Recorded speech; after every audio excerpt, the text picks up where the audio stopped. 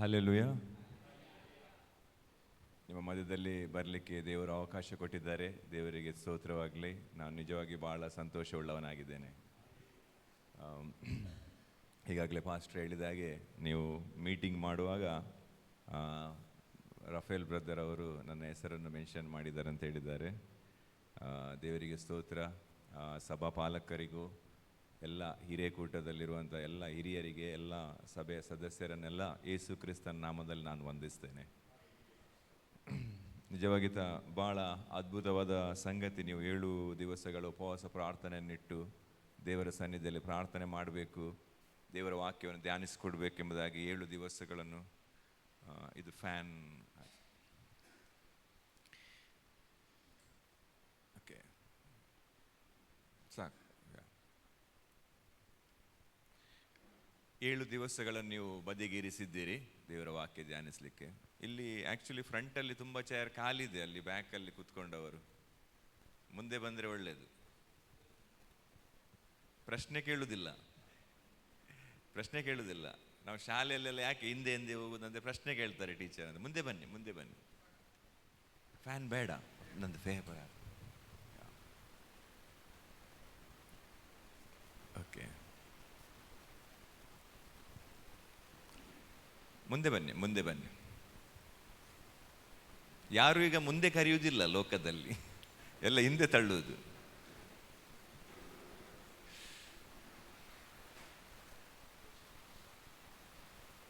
S, ಈಗ ಒಳ್ಳೆ ಆಯ್ತು.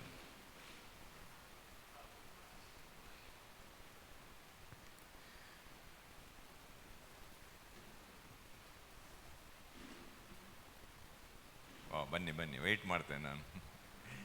ಒಬ್ಬರು ಬರುವಾಗ ಮತ್ತೆ ಒಬ್ಬರಿಗೆಲ್ಲ ಇಂಟ್ರೆಸ್ಟ್ ಆಯಿತು.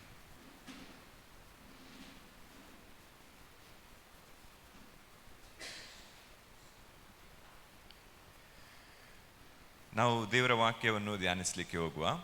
ದೇವರು ನನ್ನ ಹೃದಯದಲ್ಲಿ ಹಾಕಿದ ವಿಷಯ ಇವತ್ತಿನ ಧ್ಯಾನಕ್ಕೋಸ್ಕರ, ದೇವರು ನಮ್ಮನ್ನು ಪರೀಕ್ಷೆ ಮಾಡಿ ತಿಳಿದುಕೊಳ್ತಾರೆ. ದೇವರು ನಮ್ಮನ್ನು ಪರೀಕ್ಷೆ ಮಾಡಿ ತಿಳಿದುಕೊಳ್ತಾರೆ ಎಂಬುದಾಗಿ. ನೀವೆಲ್ಲರೂ ಕೂಡ ಪ್ರಾರ್ಥನೆ ಮಾಡಿಕೊಂಡು ಬಂದಿದ್ದೀರಿ, ದೇವರು ನನ್ನೊಂದಿಗೆ ಮಾತನಾಡಲಿ ಎಂಬುದಾಗಿ. ಖಂಡಿತವಾಗಿ ಅಲ್ವಾ? 139ನೇ ಕೀರ್ತನೆ 1ನೇ ವಚನವನ್ನು ಓದಿಕೊಳ್ಳುವ ನಾವು. 139ನೇ ಕೀರ್ತನೆ, ಅದರಲ್ಲಿ 1ನೇ ವಚನ.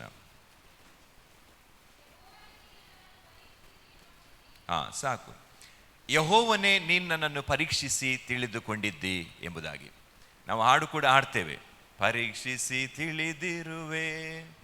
ಸೊ ಇವತ್ತಿನ ಸಂದೇಶದ ವಿಷಯ, ದೇವರು ನಮ್ಮನ್ನು ಪರೀಕ್ಷೆ ಮಾಡಿ ತಿಳಿದುಕೊಡ್ತಾರೆ. God will test us and he will know us. ದೇವರು ನಮ್ಮನ್ನು ನಮ್ಮ ದೇವರು ಪರಿಶೋಧಿಸುವ ದೇವರಾಗಿದ್ದಾರೆ. God will test us and he will know us. ದೇವರು ನಮ್ಮನ್ನು ಪರೀಕ್ಷೆ ಮಾಡಿ ನಾವು ಯಾರು ಎಂಬುದಾಗಿ ತಿಳಿದುಕೊಳ್ತಾರೆ. ಭಾಳ ಇಂಪಾರ್ಟೆಂಟ್ ಆಗಿರುವ ವಿಷಯ.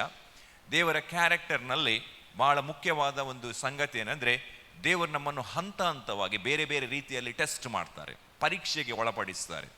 ಓಕೆ, ಸೊ ನಾವು ಸಂದೇಶದಲ್ಲಿ ಮುಂದೆ ಹೋಗುವಾಗ ಅದನ್ನು ತಿಳ್ಕೊಳ್ತೇವೆ. ಈಗ ನಾವು ನೋಡುವಾಗ ದೇವರು ನಮ್ಮನ್ನು ಪರೀಕ್ಷಿಸಿ ತಿಳಿದುಕೊಳ್ತಾರೆ ಎಂಬುದಾಗಿ ನಾವು ನೋಡುವಾಗ, ನೀವು ಕೆಲವರು ಕುತ್ಕೊಂಡು ಎಣಿಸ್ಬೋದು, ಯಾಕೆ ದೇವರಿಗೆ ನಾವು ಯಾರಂತ ಗೊತ್ತಿಲ್ಲವಾ, ಯಾಕೆ ನಮ್ಮನ್ನು ದೇವರು ಟೆಸ್ಟ್ ಮಾಡಬೇಕು ಎಂಬುದಾಗಿ ನೀವು ಅನಿಸ್ಬೋದು.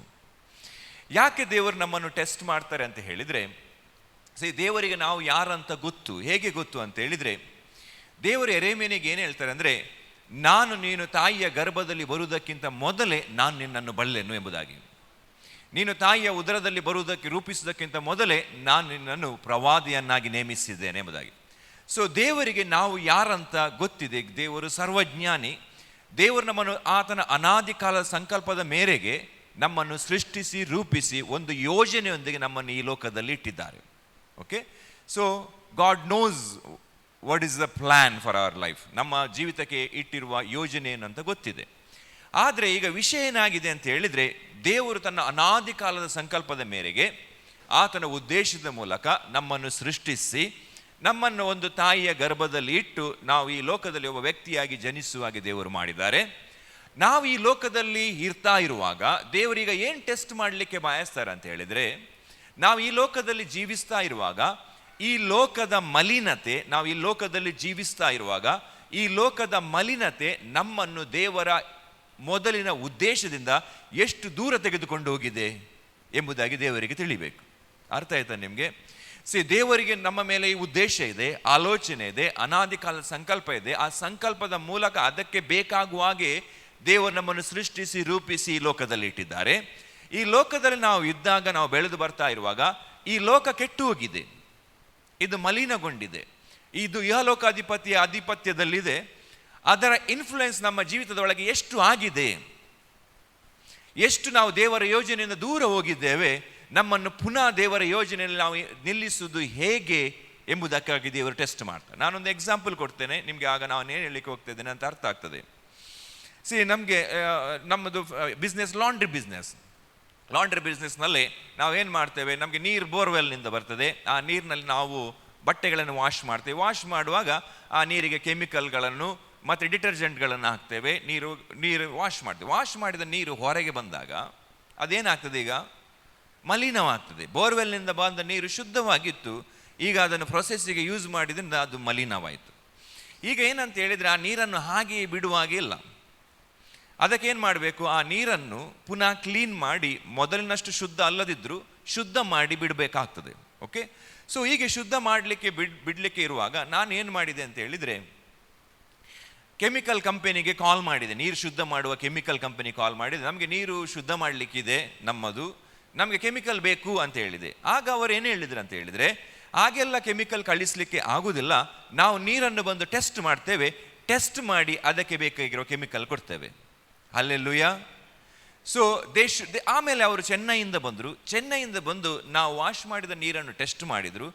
ಟೆಸ್ಟ್ ಮಾಡಿ ಈ ನೀರಿಗೆ ಇಂಥ ಕೆಮಿಕಲ್ಗಳನ್ನು ಯೂಸ್ ಮಾಡಬೇಕು, ಯೂಸ್ ಮಾಡಿದರೆ ಈ ನೀರು ಶುದ್ಧ ಆಗ್ತದೆ, ಮೊದಲನಾಗೆ ಆಗ್ತದೆ. ಸೇಮ್ ವೇ ದೇವರು ನಮ್ಮನ್ನು ಯಾಕೆ ಟೆಸ್ಟ್ ಮಾಡ್ತಾರೆ ಅಂತ ಹೇಳಿದರೆ, ನಮ್ಮಲ್ಲಿ ಎಂಥ ಮಲಿನತೆಗಳು ಸೇರಿದೆ, ಆ ಮಲಿನತೆಯನ್ನು ತೆಗಿಲಿಕ್ಕೆ ಏನು ಮಾಡಬೇಕು, ಯಾವ ಟ್ರೀಟ್ಮೆಂಟ್ ಮಾಡಬೇಕು, ನಮ್ಮನ್ನು ಮೊದಲಿನ ಪೂರ್ವ ಯೋಜನೆಯಲ್ಲಿ ನಿಲ್ಲಿಸಲಿಕ್ಕೋಸ್ಕರ ಎಂಬುದಾಗಿ ದೇವರು ಟೆಸ್ಟ್ ಮಾಡಿ. ಹಲ್ಲೆಲೂಯಾ.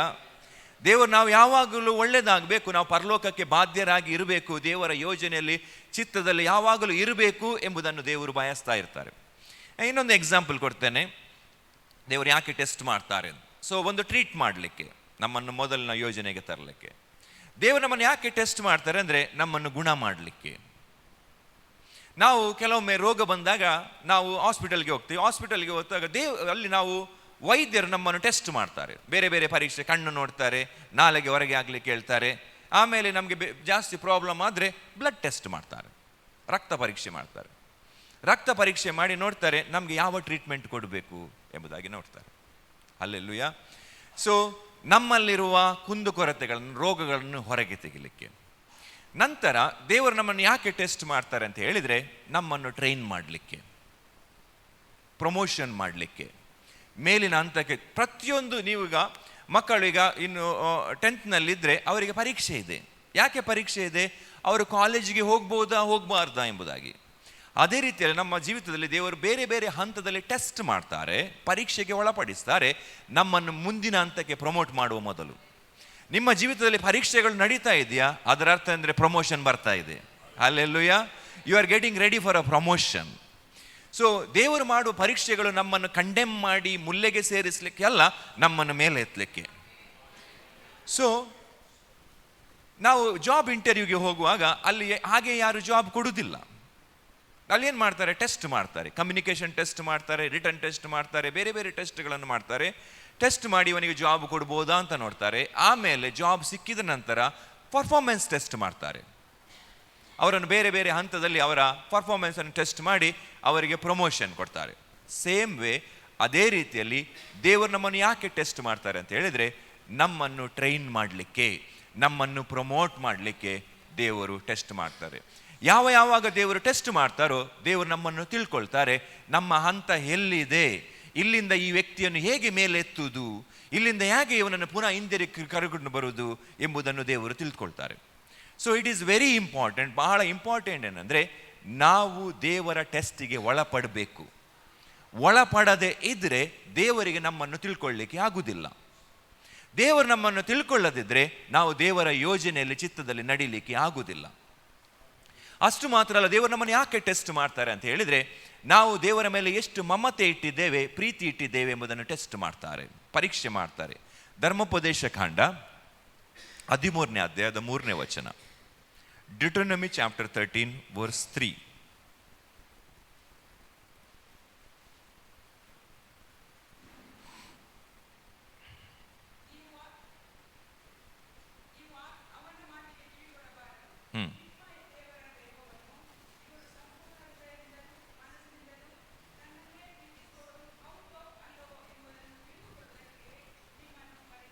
ಹಲ್ಲೆಲೂಯಾ. ದೇವರೇನು ನೋಡ್ತಾರೆ ಅಂದರೆ, ನೀವು ನನ್ನನ್ನೇ ಪ್ರೀತಿಸ್ತೀರಾ, ನನ್ನನ್ನೇ ಬಯಸ್ತೀರಾ ಎಂಬುದನ್ನು ತಿಳಿದುಕೊಳ್ಳಿಕ್ಕೋಸ್ಕರ ದೇವರು ಪರೀಕ್ಷೆ ಮಾಡ್ತಾರೆ. ಹಲ್ಲೆಲೂಯಾ. ಅಷ್ಟು ಮಾತ್ರ ಅಲ್ಲ, ದೇವರು ನಮ್ಮನ್ನು ಆಶೀರ್ವಾದ ಮಾಡಲಿಕ್ಕೆ, ನಮಗೆ ಮೇಲನ್ನುಂಟು ಮಾಡಲಿಕ್ಕೆ, ನಮ್ಮನ್ನು ಪ್ರಮೋಟ್ ಮಾಡಲಿಕ್ಕೋಸ್ಕರ, ಪ್ರಮೋಷನ್ಗೋಸ್ಕರ ನಮ್ಮನ್ನು ಟೆಸ್ಟ್ ಮಾಡ್ತಾರೆ. ಧರ್ಮೋಪದೇಶ ಕಾಂಡ 8ನೇ ಅಧ್ಯಾಯ, ಡಿಟ್ರೋನಮಿ ಚಾಪ್ಟರ್ 8, 15 and 16. ಧರ್ಮೋಪದೇಶ ಕಾಂಡ 8ನೇ ಅಧ್ಯಾಯದಲ್ಲಿ 15 ಮತ್ತು 16ನೇ ವಚನ.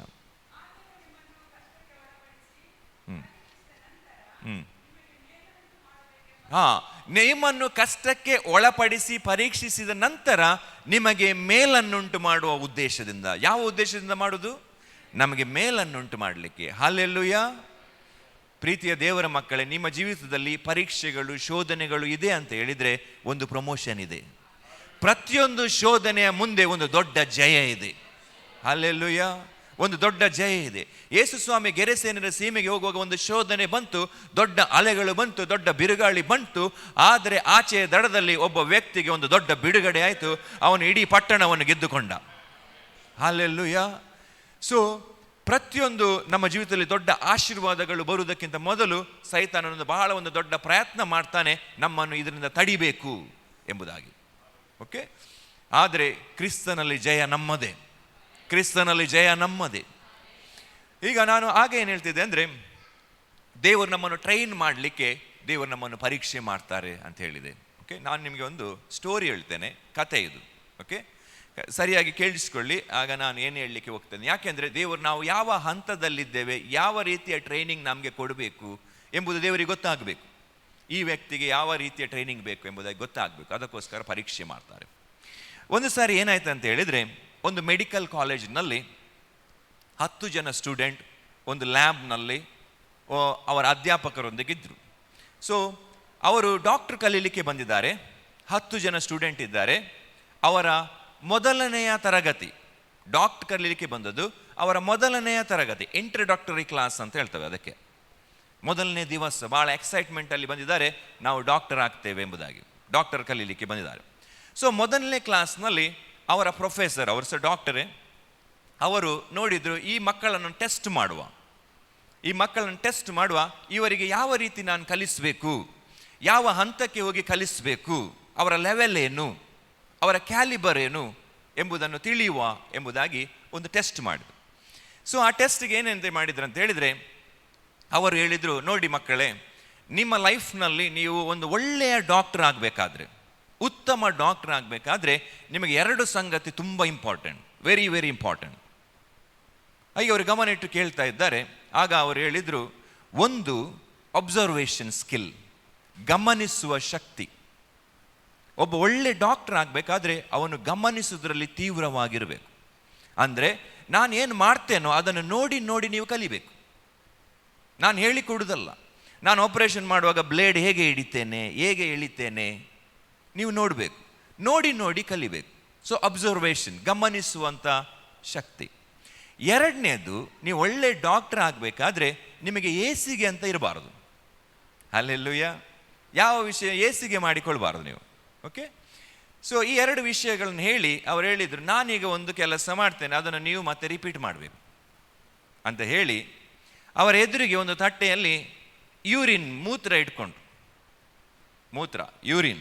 ಇಟ್ಕೊಂಡು ಹೇಳಿದರು, ನಾನೀಗ ಏನು ಮಾಡ್ತೇನೆ ನೋಡಬೇಕು, ನೀವು ಅದನ್ನು ನೀವು ಮಾಡಬೇಕು ಮತ್ತೆ ಅಂತ ಹೇಳಿದರು.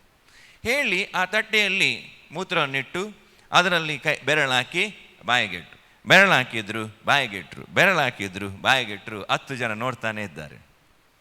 ನೋಡಿ ಡಾಕ್ಟರ್ ಹೇಳಿದರು, ಓಕೆ, ಈಗ ನಾನು ಏನು ಮಾಡಿದ್ದೇನೆ ಅದನ್ನು ನೀವು ರಿಪೀಟ್ ಮಾಡಬೇಕಂತ ಹೇಳಿ ಅವರ ಮುಂದೆ 10 ತಟ್ಟೆಯಲ್ಲಿ ಮೂತ್ರ ಇಟ್ಟು. 10 ಜನರಲ್ಲಿ 5 ಜನರು ಏನೇನು ಎಣಿಸಿದೆ ಅಂತ ಹೇಳಿದರೆ, ನಮಗೆ ಮೂತ್ರ ಕುಡಿದು ಡಾಕ್ಟರ್ ಆಗಲಿಕ್ಕಿಲ್ಲ, ಡಾಕ್ಟರ್ ಆಗದಿದ್ರೆ ಸಹ ಪರವಾಗಿಲ್ಲ, ನಾವು ಮೂತ್ರವೆಲ್ಲ ಕುಡಿಯುವುದಿಲ್ಲ ಅಂತೇಳಿ 5 ಜನರು ತಟ್ಟೆಯನ್ನು ಮುಂದೆ ದುಡಿತು, ಬೇಡ ನಮಗೆ ಅಂತ ಹೇಳಿದ್ರು.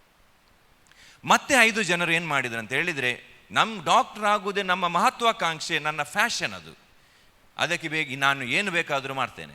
ಈಗಾಗಲೇ ಡಾಕ್ಟರ್ ಹೇಳಿದ್ದಾರೆ AC ಇರಬಾರ್ದು ಅಂತೇಳಿ. ಸೊ ಇವರು ತಟ್ಟೆಗೆ ತೆಗೆದುಕೊಂಡ್ರು, ಅದರಲ್ಲಿ ಬೆರಳಾಕಿ ಬಾಯಿಗೆ ಇಟ್ಟರು, ಬೆರಳಾಗಿ ಬಾಯಿಗೆ ಇಟ್ಟರು, ಬೆರಳಾಕಿ 5 ಜನ. ಸೊ ಡಾಕ್ಟರನ್ನು ನೋಡ್ತಾ ಇದ್ದಾರೆ. ಡಾಕ್ಟರ್ ಹೇಳಿದ್ರು, ಸ್ಟಾಪ್ ಸ್ಟಾಪ್ ಸ್ಟಾಪ್, ನಿಲ್ಲಿಸಿ,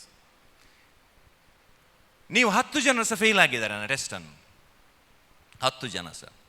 ಸೊ ಇವರಿಗೆಲ್ಲ ಶಾಕ್ ಆಯಿತು. 5 ಜನರಿಗೆ ಹೇಗೂ ಗೊತ್ತಾಗಿದೆ ಅವರು ಫೇಲ್ ಅಂತ, ಮಾಡಲೇ ಇಲ್ಲ ಅವರು. 5 ಜನರು ಮೂತ್ರ ಕುಡಿಸ ಫೇಲ್ ಆಗಿದ್ದೇವೆ ಅಂತ ಡಿಸಪಾಯಿಂಟ್ ಆದರು. ಹಲ್ಲೆಲೂಯಾ. ಸೊ ಅವರೇನು ಹೇಳಿದ್ರು ಅಂತ ಹೇಳಿದರೆ, ನಾನು ನಿಮಗೆ ಮೊದಲೊಂದು ಪಾಯಿಂಟ್ ಹೇಳಿದೆ, ಏನು? ಅಬ್ಸರ್ವೇಷನ್, ಗಮನಿಸುವುದು ಇಂಪಾರ್ಟೆಂಟ್. ಅದರಲ್ಲಿ ನೀವು ಫೇಲ್ ಆಗಿದ್ದೀರಿ.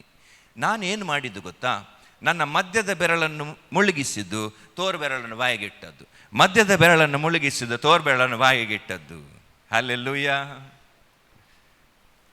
ಸೊ ಈಗ ಡಾಕ್ಟ್ರಿಗೆ ಗೊತ್ತಾಯಿತು ಮಕ್ಕಳು ಯಾವ ಏರಿಯಾದಲ್ಲಿ ಫೇಲ್ ಆಗ್ತಾ ಇದ್ದಾರೆ, ಅವರನ್ನು ಆ ಏರಿಯಾದಲ್ಲಿ ಹೇಗೆ ಟ್ರೈನ್ ಮಾಡುವುದು ಅಂತ. ಅಲ್ಲೆಲ್ಲೂ ಯಾರಿಗೆ ಅರ್ಥ ಆಯಿತು? ನನ್ನ ಇಡೀ ಸಂದೇಶದಲ್ಲಿ ನೀವು ಇದನ್ನು ಮರೆಯುವುದಿಲ್ಲಲ್ಲ, ಇಡೀ ಸಂದೇಶ ನೀವು ಮರೆಯುವುದಿಲ್ಲ. ಅರ್ಥ ಆಯ್ತಾ ನಿಮಗೆ? ಸೊ ದೇವರು ಸಹ ಅದಕ್ಕೆ ನಮ್ಮನ್ನು ಟೆಸ್ಟ್ ಮಾಡ್ತಾರೆ, ನಮ್ಮನ್ನು ಯಾವ ಏರಿಯಾದಲ್ಲಿ ಹಿಡಿದು ಟ್ರೈನ್ ಮಾಡಬೇಕು, ಈ ವ್ಯಕ್ತಿಯನ್ನು ಯಾವ ಏರಿಯಾದಲ್ಲಿ ಬಲಹೀನತೆ ಇದೆ ಎಂಬುದನ್ನು ನೋಡಿ ಗುರುತಿಸಿ ತಿಳಿದು ನಮ್ಮನ್ನು ಪ್ರಿಪೇರ್ ಮಾಡ್ತಾರೆ. Hallelujah. So observation is very important. ನಾವು ಗಮನಿಸುವುದು ತುಂಬ ತುಂಬ ಇಂಪಾರ್ಟೆಂಟ್. ಯೇಸು ಸ್ವಾಮಿ ಏನು ಹೇಳ್ತಾರೆ ಅಂತ ಹೇಳಿದರೆ, ನಾನು ತಂದೆ ಏನು ಮಾಡ್ತಾರೋ ಅದನ್ನು ನೋಡಿ ನಾನು ಅದನ್ನೇ ಮಾಡ್ತೇನೆ. ಸೊ ಈ seeing the face of God, ತಂದೆಯಾದ ದೇವರ ಮುಖವನ್ನು, ಆತನ ಕಾರ್ಯವನ್ನು ದೃಷ್ಟಿಸಿ ಅದನ್ನೇ ಮಾಡ್ತಾರೆ. ನಾವು ಕೂಡ ದೇವರ ಮುಖವನ್ನು ನೋಡಲಿಕ್ಕೆ, ದೇವರ ಕಾರ್ಯವನ್ನು ನೋಡಲಿಕ್ಕೆ ಕಲಿಬೇಕು. We should observe the pattern of God. ದೇವರ ಮುಖಭಾವವನ್ನು ತಿಳಿಲಿಕ್ಕೆ ಕಲಿಬೇಕು ನಾವು. When we go into a prayer, ನಾವು ಪ್ರಾರ್ಥನೆಗೆ ಹೋಗುವಾಗ ನಮ್ಮದೇನೋ ಒಂದು ಶಾಪಿಂಗ್ ಲಿಸ್ಟನ್ನು ಹೇಳಿ ಡಬ ಡಬ ಹೇಳಿ ಆಮೇನ್ ಮಾಡಿ ಬರುವುದಲ್ಲ. We should sit there and watch God's face. ನೀವು ನಿಜವಾಗಿ ಅದನ್ನು ಹುಡುಕುವುದಾದರೆ ನಿಮಗೆ ಆತ್ಮದಲ್ಲಿ ದೇವರ ಮುಖ ಕಾಣ್ತದೆ.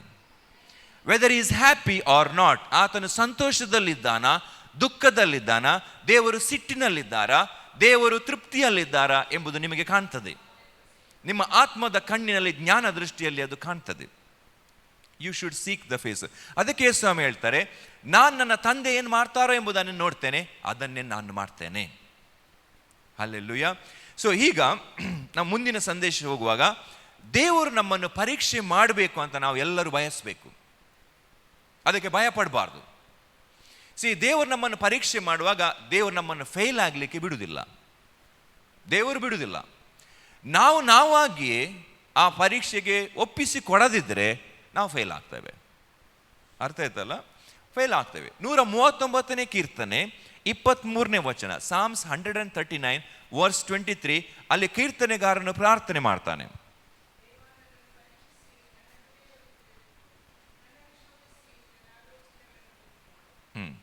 ಅಲ್ಲಿ ವಾಕ್ಯ ಹೇಳ್ತದೆ, ದೇವ ನನ್ನನ್ನು ಪರೀಕ್ಷಿಸು, ಪರಿಶೋಧಿಸು, ನನ್ನ ಆಲೋಚನೆಗಳನ್ನು ಗೊತ್ತು ಮಾಡು, ನಾನು ಕೇಡಿನ ಮಾರ್ಗದಲ್ಲಿದ್ದೇನೋ ಎಂಬುದನ್ನು ನೋಡಿ ಸನಾತನ ಮಾರ್ಗದಲ್ಲಿ ನನ್ನನ್ನು ನಡೆಸು. ಸೊ ಇದು ಪ್ರಾರ್ಥನೆ ನಾವೆಲ್ಲರೂ ಮಾಡಬೇಕು. We should pray this prayer so that God can test us and then know the motives. ನಮ್ಮ ಹೃದಯದ ಆಲೋಚನೆಗಳನ್ನು ದೇವರು ಗೊತ್ತು ಮಾಡಿಕೊಳ್ಳಿ. ನಾವು ಕೇಡಿನ ಮಾರ್ಗದಲ್ಲಿದ್ದರೆ ದೇವರು ಅದನ್ನು ನಮ್ಮಿಂದ ಬಿಡಿಸಿ ನಮ್ಮನ್ನು ಸನಾತನ ಮಾರ್ಗದಲ್ಲಿ, ದೇವರ ನೀತಿಯ ಮಾರ್ಗದಲ್ಲಿ ನಡೆಸಲಿ ಎಂಬುದಾಗಿ ನಾವು ಪ್ರಾರ್ಥಿಸಬೇಕು. ದೇವರು ನಮ್ಮನ್ನು ಟೆಸ್ಟ್ ಮಾಡದಿದ್ದರೆ ದೇವರಿಗೆ ನಮ್ಮನ್ನು ತಿಳಿಲಿಕ್ಕೆ ಆಗುವುದಿಲ್ಲ, ನಮಗೇನು ಮಾಡಬೇಕಂತೇಳಿ. So we have to surrender to for a ಟೆಸ್ಟಿಗೆ ನಮ್ಮನ್ನು ಒಳಪಡಿಸಬೇಕು. ಸೊ ದೇವರು ನಮ್ಮ ಮೋಟಿವ್ಸ್ಗಳನ್ನು, ನಮ್ಮ ಆಲೋಚನೆಗಳನ್ನು ಗೊತ್ತು ಮಾಡಲಿಕ್ಕೋಸ್ಕರ ನಮ್ಮನ್ನು ಟೆಸ್ಟ್ ಮಾಡ್ತಾರೆ. ಈಗ ದೇವರು ಒಡ್ಡುವ ಟೆಸ್ಟ್ಗಳನ್ನು, ಪರೀಕ್ಷೆಗಳನ್ನು ಯಾರು ಜಯಿಸಲಿಕ್ಕೆ ಆಗ್ತದೆ? ಯಾರು ಜಯಿಸಲಿಕ್ಕೆ ಆಗ್ತದೆ ಅಂತ ಹೇಳಿದರೆ, ಯಾರಿಗೆ ದೇವರ ಮೇಲೆ ಪ್ರೀತಿ ಉಂಟೋ ಆ ವ್ಯಕ್ತಿ ಮಾತ್ರ ದೇವರು ಒಡ್ಡುವ ಪರೀಕ್ಷೆಗಳಲ್ಲಿ ಜಯವುಳ್ಳವನಾಗಿ ಹೊರಗೆ ಬರ್ತಾನೆ. 1 ಕೊರಿಂಥ 8ನೇ ಅಧ್ಯಾಯ, 1 Corinthians chapter 8 verse 3.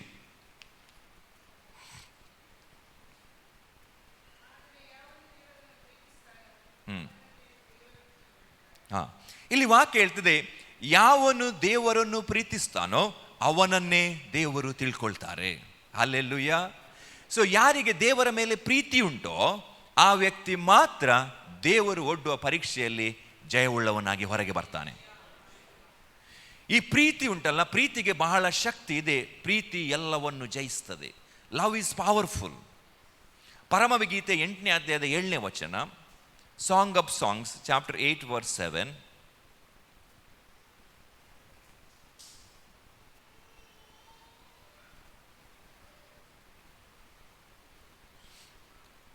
Song of songs, ಪರಮಗೀತೆ 8ನೇ ಅಧ್ಯಾಯದ 7ನೇ ವಚನ.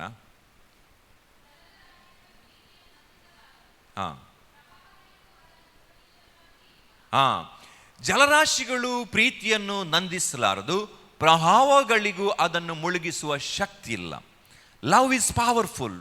ಪ್ರೀತಿ ಬಹಳ ಬಲವುಳ್ಳದ್ದು ಎಂಬುದಾಗಿ ಬೈಬಲ್ ಹೇಳ್ತದೆ. ಪ್ರೀತಿಯು ಎಲ್ಲವನ್ನು ಜಯಿಸ್ತದೆ. ನಂಬಿಕೆ, ನಿರೀಕ್ಷೆ, ಪ್ರೀತಿ, ಇದರಲ್ಲಿ ಎಲ್ಲದಕ್ಕಿಂತ ದೊಡ್ಡದು ಪ್ರೀತಿಯೇ ಎಂಬುದಾಗಿ ಬೈಬಲ್ ಹೇಳ್ತದೆ. ಯಾವ ವ್ಯಕ್ತಿಗೆ ದೇವರ ಮೇಲೆ ಪ್ರೀತಿ ಉಂಟು, ಮಮತೆ ಉಂಟು, ಅವನು ದೇವರು ಒಡ್ಡುವ ಎಲ್ಲ ಶೋಧನೆಗಳನ್ನು ಜಯಿಸ್ತಾನೆ. Otherwise it is not possible. So ಈಗ ನಾನು ಆಗಲೇ ಹೇಳಿದಾಗೆ ದೇವರು ನಮ್ಮನ್ನು ಪರೀಕ್ಷೆ ಮಾಡಬೇಕು. ಪರೀಕ್ಷೆ ಮಾಡಿದರೆ ದೇವರಿಗೆ ನಾವು ಯಾರಂತ ಗೊತ್ತಾಗ್ತದೆ, ದೇವರಿಗೆ ನಮ್ಮನ್ನು ತಿಳ್ಕೊಳ್ಳಿಕ್ಕೆ ಆಗ್ತದೆ. ಯಾಕೆಂದರೆ ದೇವರು ನಮ್ಮನ್ನು ತಿಳ್ಕೊಳ್ಳದಿದ್ದರೆ ದೇವರು ಏನು ಹೇಳ್ತಾರೆ ಅಂದರೆ, ಆ ದಿವಸದಲ್ಲಿ ನಿನಗೆ ಇವನು ಯಾರಂತ ನನಗೆ ಗೊತ್ತಿಲ್ಲ ಅಂತ ಹೇಳ್ತಾರೆ. ಹಾಗೆ ಆಗಬಾರ್ದು. ಆ ಕಡೆಯ ದಿವಸದಲ್ಲಿ ಯೇಸು ಸ್ವಾಮಿಯ ಮುಂದೆ ನಾವು ನಿಲ್ಲುವಾಗ ಯೇಸು ಸ್ವಾಮಿ ಹೇಳಬಾರ್ದು, ಐ ಡೋಂಟ್ ನೋ ಯು, ನೀನು ಯಾರಂತ ನನಗೆ ಗೊತ್ತಿಲ್ಲ. ಮತ್ತಾಯನ ಬರೆದ ಸುವಾರ್ತೆ 7ನೇ ಅಧ್ಯಾಯ 23ನೇ ವಚನ, ಮ್ಯಾಥ್ಯೂ ಚಾಪ್ಟರ್ 7 ವರ್ಸ್ 23.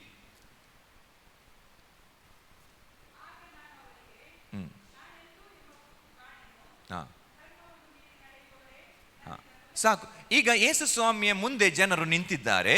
ಆ ಒಂದು ಪಂಗಡಕ್ಕೆ ಯೇಸು ಸ್ವಾಮಿ ಏನು ಹೇಳ್ತಾರೆ ಅಂತ ಹೇಳಿದ್ರೆ, ನಾನೆಂದು ನಿಮ್ಮ ಗುರುತು ಕಾಣೆನು, I don't know who you are, ನೀವು ಯಾರಂತ ನನಗೆ ಗೊತ್ತಿಲ್ಲ. ಯಾಕೆ? ಒಂದು, ಅವರು ದೇವರ ಪರೀಕ್ಷೆಗೆ ಒಳಪಡಲಿಲ್ಲ. ಎರಡನೇದು, ದೇವರ ಪರೀಕ್ಷೆಗೆ ಒಳಪಟ್ಟಿದ್ರು, ಆ ಪರೀಕ್ಷೆಯಲ್ಲಿ ಅವರು ಹಿಂಜಾರಿದ್ದಾರೆ, ಫೇಲ್ ಆಗಿದ್ದಾರೆ. ಇದೇ ವಾಕ್ಯಗಳನ್ನು ನಾವು ಮತ್ತಾಯನ ಬರೆಸೋದು 25ನೇ ಅಧ್ಯಾಯ ತೆಗೆಯುವುದು ಬೇಡ. 25ನೇ ಅಧ್ಯಾಯದಲ್ಲಿ ನಾವು ನೋಡ್ತೇವೆ. 10 ಕನ್ಯೆಯರ ಬಗ್ಗೆ ನಾವು ನೋಡುವಾಗ 5 ಕನ್ಯೆಯರು ಒಳಗೆ ಹೋಗ್ತಾರೆ, 5 ಕನ್ಯೆಯರು ಹೊರಗೆ ಬರ್ತಾರೆ. ಈ 5 ಕನ್ಯೆಯರು ಬಾಗಿಲು ತಟ್ಟುವಾಗ ಯೇಸು ಸ್ವಾಮಿ ಮೊದಲಿಂಗನ ಒಳಗೆಯಿಂದ ಹೇಳ್ತಾನೆ, ನಿಮ್ಮ ಸ್ವರ ನನಗೆ ಅರಿವಿಲ್ಲ, ಐ ಡೋಂಟ್ ನೋ, ಈ ಸ್ವರದ ಗುರುತು ಇಲ್ಲ ನನಗೆ ಅಂತ ಹೇಳ್ತಾರೆ. ಸೊ ಹಾಗೆ ಆಗಬಾರ್ದು. ಆ ಕಡೆಯ ದಿವಸದಲ್ಲಿ ದೇವರು ಹೇಳ್ಬಾರ್ದು, ನಿಮ್ಮ ಗುರುತು ನನಗೆ ಇಲ್ಲ, I don't know who you are. So ನಾವು ಪರೀಕ್ಷೆಗೆ ಒಳಪಡಬೇಕು. ನಾವು ಪರೀಕ್ಷೆಯಲ್ಲಿ ಜಯ ಹೊಂದಿ ಹೊರಗೆ ಬರಬೇಕು. ಆಗ ದೇವರು ನಮ್ಮನ್ನು ತಿಳ್ಕೊಳ್ತಾರೆ. ಈಗ ನಾವು ನೋಡುವ ಸತ್ಯವೇದದಲ್ಲಿ ದೇವರು ತನ್ನ ಭಕ್ತರನ್ನು ಹೇಗೆಲ್ಲ ಟೆಸ್ಟ್ ಮಾಡಿದ್ರು. ದೇವರು ಸೌಲನನ್ನು 3 ಬಾರಿ ಟೆಸ್ಟ್ ಮಾಡಿದರು, 3 ಟೈಮ್ಸ್. ದೇವರು ಒಬ್ಬ ಭಕ್ತನನ್ನು ಟೆಸ್ಟ್ ಮಾಡಿದ ನಂತರ ಆ ಟೆಸ್ಟ್ನಲ್ಲಿ ಅವ ಫೇಲ್ ಆದರೆ, ದೇವರು ಅವನನ್ನು ತಿಳ್ಕೊಳ್ಳಿಕ್ಕೆ ಆಗೋದಿಲ್ಲ, ಅವನು ಕಂಪ್ಲೀಟ್ಲಿ ಡಿಸ್ಕಾರ್ಡ್ ಆಗ್ಬೋದು, ಅಥವಾ ಅವನಿಗೆ ಬರುವ ರಿವಾರ್ಡ್ ತಪ್ಪು ಹೋಗಿರ್ಬೋದು. ರಿವಾರ್ಡ್ ಅಂತ ಹೇಳಿದರೆ ಪ್ರತಿಫಲ ತಪ್ಪಿ ಹೋಗ್ಬೋದು. ಓಕೆ. ಸೊ ಇದೀಗ ನಾವು ನೋಡುವ ಸೌಲನನ್ನು ದೇವರು 3 ಸಾರಿ ಟೆಸ್ಟ್ ಮಾಡ್ತಾರೆ. 3 ಟೆಸ್ಟಿಗೆ ಒಳಪಡಿಸ್ತಾರೆ. 3 ಟೆಸ್ಟ್ನಲ್ಲಿ ಸೌಲ ಫೇಲ್ ಆಗ್ತಾನೆ. ಆ ನಂತರ ಏನಾಗ್ತದೆ ನಾನು ಮತ್ತೆ ಮೆಸೇಜಲ್ಲಿ ಹೇಳ್ತೇನೆ.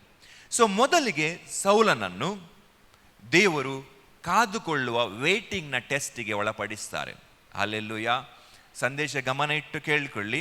ನೀವು ಕೇಳ್ತಾ ಇರುವಾಗಲೇ ಇದರ ಒಳಗೆ ನಿಮಗೆ ಬೇಕಿರುವುದು ಹೊರಗೆ ಬರ್ತದೆ. ನೀವು ಅಬ್ಸರ್ವ್ ಮಾಡ್ತಾ ಇರಬೇಕು. ಬಿಕಾಸ್ ಇದರಲ್ಲಿ ನೀವು ಬಲ ಹೊಂತೀರ. ನನ್ನ ಲೈಫಲ್ಲಿ ಏನಾಗ್ತಾ ಇದೆ, ದೇವರು ಏನು ಮಾಡ್ತಾ ಇದ್ದಾರೆ ನಿಮ್ಗೆ ಗೊತ್ತಾಗ್ತದೆ. ಸೊ ಸೌಲನ್ನು ದೇವರು 3 ಟೆಸ್ಟಿಗೆ ಒಳಪಡಿಸಿದ್ರು. ಮೊದಲನೇ ಟೆಸ್ಟ್ ಕಾದುಕೊಳ್ಳುವ ಟೆಸ್ಟ್, ವೇಟಿಂಗ್ ಟೆಸ್ಟ್. ಇದೊಂದು ಬಹಳ ಸಾಮಾನ್ಯವಾಗಿ ದೇವರು ಎಲ್ಲರಿಗೂ ಒಡ್ಡುವ ಟೆಸ್ಟ್. ಆ ಟೆಸ್ಟ್ ಆಫ್ ಪೇಷನ್ಸ್, ತಾಳ್ಮೆಯ ಟೆಸ್ಟ್, ವೇಟ್ ಮಾಡುವ ಟೆಸ್ಟ್. ಈಗ ಏನಾಗ್ತದೆ ಅಂತ ಹೇಳಿದರೆ, ಸಮುವೇಲನ ಮೂಲಕ ದೇವರು ಸೌಲನನ್ನು ಅಭಿಷೇಕಿಸ್ತಾರೆ. ಅಭಿಷೇಕಿಸಿ ರಾಜನನ್ನಾಗಿ ಮಾಡ್ತಾರೆ. ರಾಜನನ್ನಾಗಿ ಮಾಡಿ ಸೌಲನಿಗೆ ಸಮುವೇಲ ಹೇಳ್ತಾನೆ, ನೀನು ಗಿಲ್ಗಾಲ್ನಲ್ಲಿ ವೇಟ್ ಮಾಡು, 7 ದಿವಸದ ನಂತರ ನಾನು ಬರ್ತೇನೆ, ನಾನು ಬಂದು ಅಲ್ಲಿ ಯಜ್ಞ ಮಾಡ್ತೇನೆ ಎಂಬುದಾಗಿ ಹೇಳ್ತಾರೆ. ಸಮುವೇಲ ಹೇಳ್ತಾನೆ ಅವನಿಗೆ ಏನು, ಅವನ ರಾಜನನಿಗೆ ಅಭಿಷೇಕಿಸಿ ನನಗೆ ಸಮಯದ ಅಭಾವದಿಂದ ಹಾಗೆ ಹೋಗ್ತೇನೆ, ವಾಕ್ಯ ಹೇಳುವುದಿಲ್ಲ, ನೀವೆಲ್ಲ ಓದಿದ್ದೀರಿ ಇದು. ಸೌಲನ ಅಭಿಷೇಕ ಮಾಡಿದ ಮೇಲೆ ಸಮುವೇಲ ಏನು ಹೇಳ್ತಾನೆ, ನೀನು ಗಿಲ್ಗಾಲಿಗೆ ಹೋಗು, ಅಲ್ಲಿ ವೆಯ್ಟ್ ಮಾಡು, ಕಾದಿರು, 7 ದಿವಸದ ನಂತರ ನಾನು ಬರ್ತೇನೆ, ನಾನು ಯಜ್ಞ ಮಾಡ್ತೇನೆ. ಸೊ ಇದು ದ ಟೆಸ್ಟ್ ಆಫ್ ವೇಟಿಂಗ್. ಈಗ ಸೌಲ ಗಿಲ್ಗಾಲಿಗೆ ಹೋಗ್ತಾನೆ. ಗಿಲ್ಗಾಲಿಗೆ ಹೋಗಿ 7 ದಿವಸ ಆದಾಗ ಸಮುವೇಲ ಬರಲಿಕ್ಕೆ ತಡ ಮಾಡ್ತಾನೆ. Is waiting. ಸರಿಯಾಗಿ ಕೇಳಿಸ್ಕೊಳ್ಳಿ, ಈಸ್ ವೇಟಿಂಗ್. 7 ದಿವಸ ಆಯಿತು, ಸಮುವೇಲ ಬರಲಿಕ್ಕೆ ಇನ್ನೂ ತಡವಾಗುವಾಗ ಫಿಲಿಷ್ಟಿಯರು ಯುದ್ಧಕ್ಕೆ ಬಂದಿದ್ದಾರೆ, ಯುದ್ಧಕ್ಕೆ ಬಂದು ನಿಂತಿದ್ದಾರೆ, ಪ್ರೆಷರ್ ಇದೆ ಅವನ ಮೇಲೆ, ಯುದ್ಧಕ್ಕೆ ಹೋಗಬೇಕು, ಸಮಯ ಇಲ್ಲ. ಜನರು ಮಾತಾಡಿಕೊಳ್ತಾ ಇದ್ದಾರೆ, ಅವರು ಚದುರಿ ಹೋಗ್ತಾ ಇದ್ದಾರೆ, ಯುದ್ಧಕ್ಕೆ ಸೇರಿ ಬಂದ ಜನರು ಚದುರಿ ಹೋಗ್ತಾ ಇದ್ದಾರೆ. ಅಂಥ ಸಂದರ್ಭದಲ್ಲಿ ಸೌಲ ಗಡಿಬಿಡಿಯಲ್ಲಿ, ಭಯದಲ್ಲಿ, ಯಾವ ಭಯ? ಶತ್ರುಗಳು ನನ್ನ ಮೇಲೆ ದಾಳಿ ಮಾಡ್ತಾರೆ, ನನ್ನಲ್ಲಿರುವ ಜನರು ಚದುರಿ ಹೋಗ್ತಾರೆ, ಸಮುವೇಲ ಇನ್ನೂ ಸಹ ಬರಲಿಲ್ಲ ಎನ್ನುವ ಭಯದಲ್ಲಿ ಅವನೇ ಯಜ್ಞ ಮಾಡ್ತಾನೆ. ಈ was not called for that. ಅವನು ಯಜ್ಞ ಮಾಡಲಿಕ್ಕೆ ಕರೆಯಲ್ಪಟ್ಟವ ಅಲ್ಲ, ಯಾಜಕ ಯಜ್ಞ ಮಾಡಬೇಕು. ಇವನು ಬೆನ್ಯಾಮೀನ್ ಕುಲದವ. ಸೊ ಅಷ್ಟು ಯಾವಾಗ ಭಯ ನಮ್ಮನ್ನು ಏನು ಮಾಡ್ತದೆ ಅಂತ ಹೇಳಿದರೆ, ತಪ್ಪಾದ ಕಾರ್ಯಗಳನ್ನು ಗಡಿಬಿಡಿ ಮಾಡುವ ಹಾಗೆ ಮಾಡ್ತದೆ. ನಾವು ದುಡುಕಿ ಕೆಲವು ಕಾರ್ಯಗಳನ್ನು ಮಾಡಿ ನಾವು ಸಿಕ್ಕಿ ಬೀಳ್ತೇವೆ. Fear is bad. ಭಯ ನಾವು ದುಡುಕುವಾಗೆ ತಪ್ಪಾದ ಕಾರ್ಯಗಳನ್ನು ಮಾಡುವ ಹಾಗೆ ಮಾಡ್ತದೆ. ಸೌಲ ಭಯಪಟ್ಟ, ವೈರಿ ನನ್ನನ್ನು ದಾಳಿ ಮಾಡ್ತಾರೆ, ನನ್ನಲ್ಲಿರುವ ಜನರು ಚದುರಿ ಹೋಗ್ತಾರೆ ಅಂತ ಹೇಳಿ ಯಜ್ಞ ಮಾಡಿದ. ಯಾವಾಗ ಅವನು ಯಜ್ಞ ಮಾಡ್ತಾನೋ ಇಮ್ಮಿಡಿಯೇಟ್ಲಿ ಸಮುವೇಲ ಬರ್ತಾನೆ. ಸಮುವೇಲ ಬಂದಾಗ ಹೇಳ್ತಾನೆ, ನೀನೆಂಥ ಅನರ್ಥ ಕಾರ್ಯ ಮಾಡಿದ್ದಿ, ನೀನು ಯಾಕೆ ಯಜ್ಞ ಮಾಡಿದ್ದಿ, ನೀನು ರಾಜಕುಲದವ, ನೀನು ಯಾಕೆ ಯಜ್ಞಕ್ಕೆ ಕೈ ಹಾಕಿದ್ದಿ, ದೇವರು ನಿನ್ನನ್ನು ಅರಸುತನದಿಂದ ತಳ್ಳಿಬಿಟ್ಟಿದ್ದಾರೆ, ಅವನ ಕಿಂಗ್ಶಿಪ್ನಿಂದ ತೆಗೆದುಬಿಟ್ರು. ಯಾಕೆ? ಕಾದುಕೊಳ್ಳುವ ಟೆಸ್ಟ್ನಲ್ಲಿ, ವೇಟಿಂಗ್ ಟೆಸ್ಟ್ನಲ್ಲಿ ಸೌಲ ಫೇಲ್ ಆದ.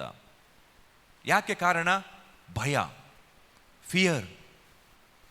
ದೇವರು ಅನೇಕ ವಿಷಯಗಳು ನಮಗೆ ಕೊಡುವುದಕ್ಕಿಂತ ಮೊದಲು ನಮ್ಮನ್ನು ವೆಯ್ಟ್ ಮಾಡಿಸ್ತಾರೆ, ಕಾದುಕೊಳ್ಳಲಿಕ್ಕೆ ವೆಯ್ಟ್ ಮಾಡಿಸ್ತಾರೆ. ನಾವು ತಾಳ್ಮೆಯನ್ನು ಟೆಸ್ಟ್ ಮಾಡ್ತಾರೆ, ಪರೀಕ್ಷೆ ಮಾಡ್ತಾರೆ.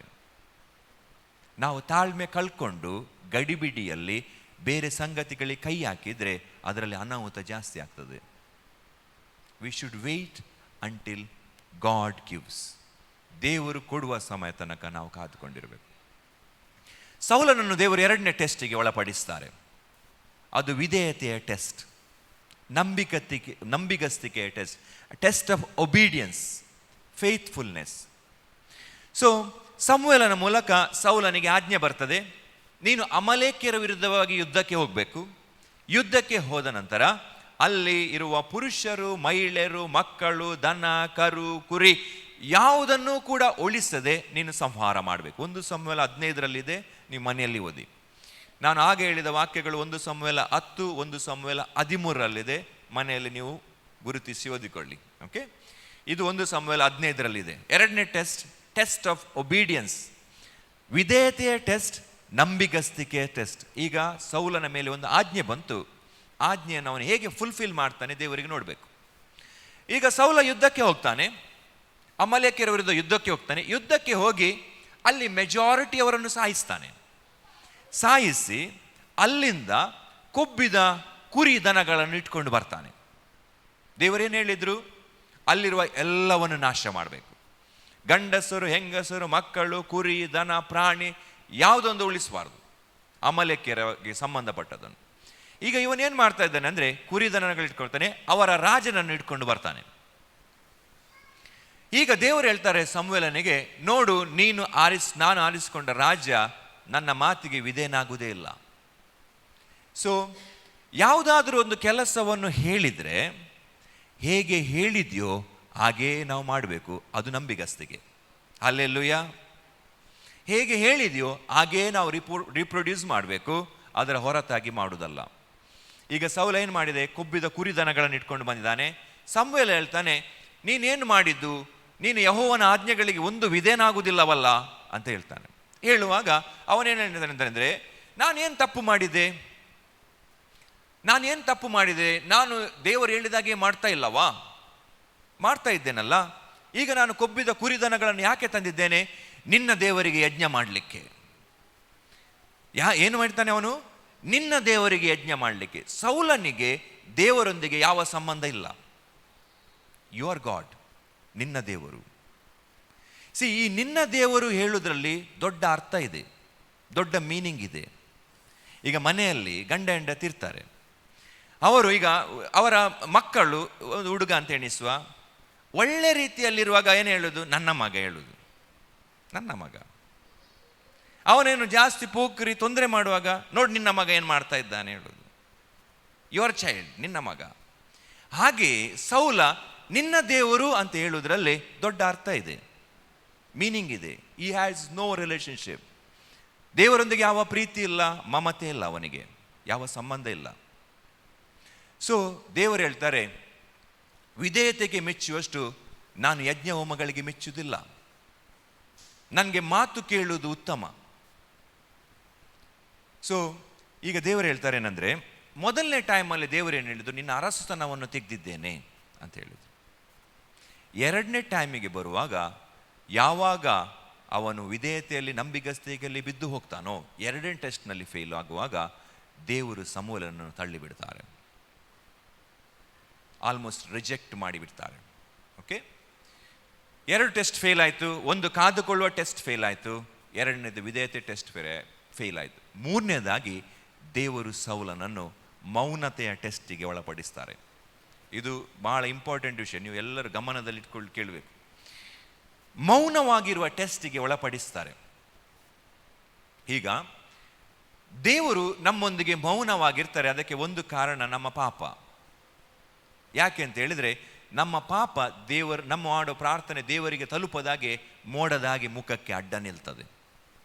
That is one of the reason. Hour sin is a reason. ಅಷ್ಟು ಮಾತ್ರ ಅಲ್ಲ, ನಾಟ್ ಆಲ್ ದ ಟೈಮ್. ಸರಿಯಾಗಿ ಕೇಳಿಸ್ಕೊಳ್ಳಿದು, ನಾಟ್ ಆಲ್ ದ ಟೈಮ್. ಎಲ್ಲ ಸಮಯದಲ್ಲಿಯೂ ದೇವರು ನನ್ನ ಪ್ರಾರ್ಥನೆಗೆ ಉತ್ತರಿಸ್ತಾ ಇಲ್ಲ ಅಂತ ಹೇಳಿದ್ರೆ, ನನ್ನ ಪಾಪಗಳು ಅವರ ಮುಂದೆ ನಿಂತಿದೆ ಅಂತ ಅಲ್ಲ. God is testing you. ದೇವರು ಮೌನವಾಗಿದ್ದು ಟೆಸ್ಟ್ ಮಾಡ್ತಾ ಇದ್ದಾರೆ, ನಮ್ಮ ರಿಯಾಕ್ಷನ್ ಏನು ಅಂತ ನೋಡಲಿಕ್ಕೆ, ನಾವು ಏನು ಮಾಡ್ತೇವೆ ಅಂತ ನೋಡಲಿಕ್ಕೆ. ಈಗ ಫಿಲಿಷ್ಟಿಯರು ಯುದ್ಧಕ್ಕೆ ಬರ್ತಾರೆ. ಇದು 1 ಸಮುವೇಲ 28ನೇ ಅಧ್ಯಾಯದಲ್ಲಿದೆ, ಚಾಪ್ಟರ್ 28. 28ನೇ ನೀವು ಬರ್ಕೊಳ್ಳಿ, ಮನೆಯಲ್ಲಿ ಓದಿಕೊಳ್ಳಿ, ಯಾಕೆಂದ್ರೆ ನನಗೆ ಇನ್ನೂ ಹಲವಾರು ವಿಷಯ ಹೇಳಲಿಕ್ಕಿದೆ ನಿಮಗೆ.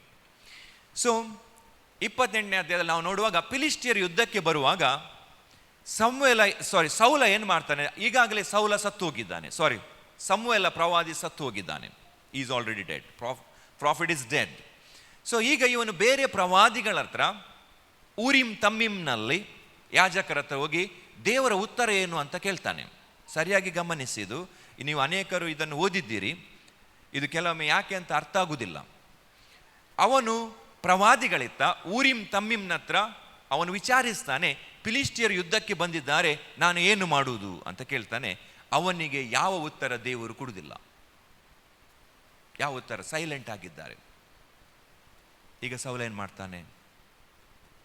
ಬೇತಾಳಿಕರ ಹತ್ರ ಕೇಳಲಿಕ್ಕೆ ಹೋಗ್ತಾನೆ, ಸತ್ತವರ ಹತ್ರ ವಿಚಾರಿಸಲಿಕ್ಕೆ ಹೋಗ್ತಾನೆ. ಹಲ್ಲೆಲೂಯಾ. ದೇವರು ಮೌನವಾಗಿರುವಾಗ, ದೇವರು ಉತ್ತರ ಕೊಡದೇ ಇರುವಾಗ ನಾವೇನು ಮಾಡಬೇಕು? What we should do? We should press forward and ask god. ದೇವರನ್ನು ಕಾಡಬೇಕು, ದೇವರನ್ನು ಪೀಡಿಸಬೇಕು. ನನಗೆ ಉತ್ತರ ಬರುವ ತನಕ ನಾನು ಬಿಡುವುದೇ ಇಲ್ಲ. Hallelujah. You should push forward. ದೇವರು ಉತ್ತರ ಕೊಡಲಿಲ್ಲ, ನಾನು ಸಭೆಗೆ ಬಂದೆ, ನಾನು ಪ್ರಾರ್ಥನೆಗೆ ಬಂದೆ, ನಾನು ಉಪವಾಸ ಮಾಡಿದೆ, ನಾನು ಅಲ್ಲಿಗೆ ಹೋದರೆ ಇಲ್ಲಿಗೆ ಹೋದೆ, ಪ್ರಾರ್ಥನೆ ಮಾಡಿಸಿದೆ, ನನಗೇನು ಆಗಲಿಲ್ಲ, ನಾನು ಲಿಂಬೆ ಹುಳಿ ತರಲಿಕ್ಕೆ ಹೋಗ್ತೇನೆ. ಈಗ ಅರ್ಥ ಆಯ್ತಾ ಮೆಸೇಜ್? ಪಕ್ಕದ ಮನೆಯವರು ಹೇಳ್ತಾರೆ, ಅಲ್ಲಿ ಹೋಗು, ಅಲ್ಲಿ ಬೇಗ ಕೆಲಸ ಆಗ್ತದೆ, ಅಲ್ಲಿ ಒಂದು ಇದು ಕೊಟ್ಟರೆ ಆಯಿತು, ಮತ್ತೆ ಒಂದು ಪ್ಯಾಕೆಟ್ ಚಕ್ಲಿ ಕೊಟ್ಟರೆ ಮರುದಿವಸವೇ ಉತ್ತರ ಬರ್ತದೆ.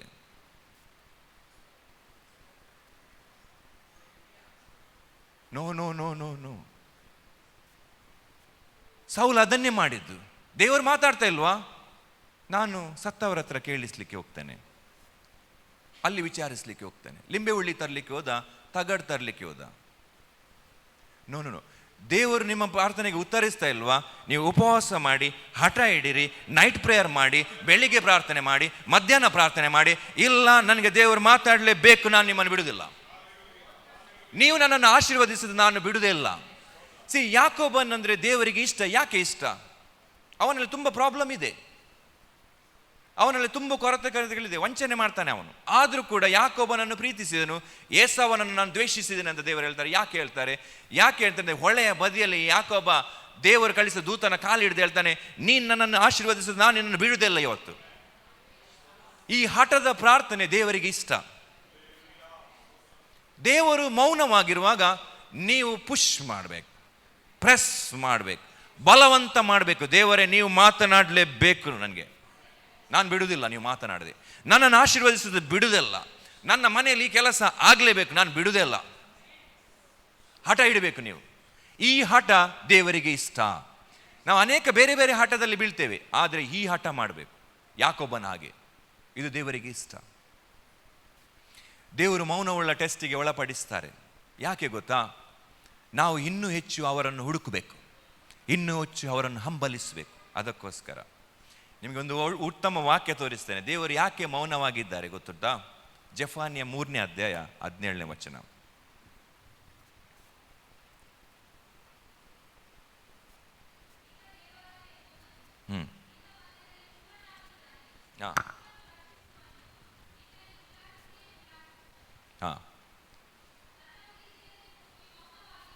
ತನ್ನ ಪ್ರೀತಿಯಲ್ಲಿ ಮುಳುಗಿ ಮೌನವಾಗಿರುವನು.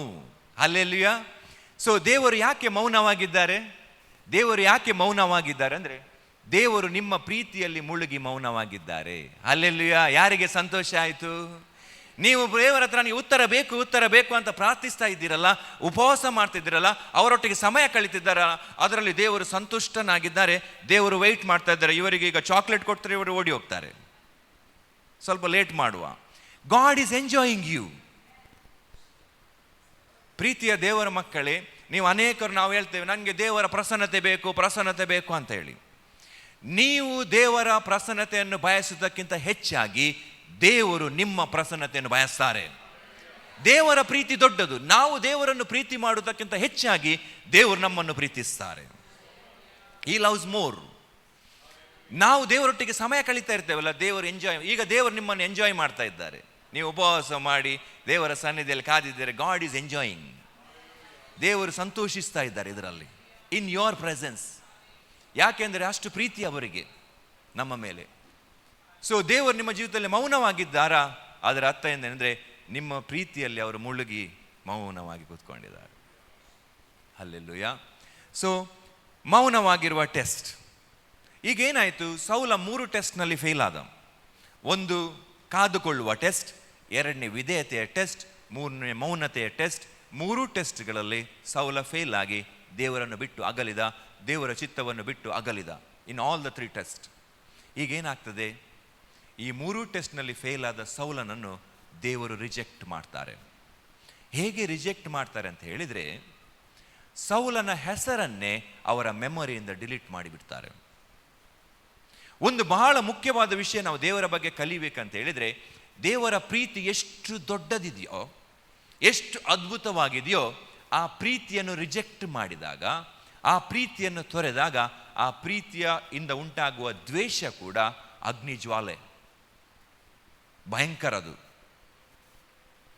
ದೇವರ ಪ್ರೀತಿ ನಮ್ಮನ್ನು ಪರಲೋಕಕ್ಕೆ ತೆಗೆದುಕೊಂಡು ಹೋಗ್ತದೆ. ಬಹಳ ಅದ್ಭುತವಾದ ಸ್ಥಳ. ಆ ಪ್ರೀತಿಯನ್ನು ರಿಜೆಕ್ಟ್ ಮಾಡಿದವರಿಗೆ ನರಕ. ಎಷ್ಟು ಪರಲೋಕ ಎಷ್ಟು ಅದ್ಭುತವಾಗಿದೆಯೋ, ಎಷ್ಟು ಮಹಿಮೆ ಉಳ್ಳದಾಗಿದೆಯೋ, ನರಕ ಅಷ್ಟೇ ಕ್ರೂರವಾಗಿದೆ. ನಿಮಗೆ ಅರ್ಥ ಆಗ್ತಿದೆ ನಾನು ಏನು ಹೇಳಲಿಕ್ಕೆ ಹೋಗ್ತಿದ್ದೆ ಅಂತ? Very important. ಸೌಲನನ್ನು ದೇವರು ಅವನ ಹೆಸರನ್ನೇ ಡಿಲೀಟ್ ಮಾಡಿದರು. 1 ಸಮುವೇಲ ನಿಮ್ಗೆ ಇಂಪಾರ್ಟೆಂಟ್ ವಿಷಯ ತೋರಿಸಲಿಕ್ಕಿದೆ ನೋಡಿ. 1 ಪೂರ್ವಕಾಲ ವೃತ್ತಾಂತ 17:3. First Chronicles chapter 17:13. 17:13. ರಿಕಲ ಶಬಾರು ಕೂಂದುರು ಶಬಾಹರ.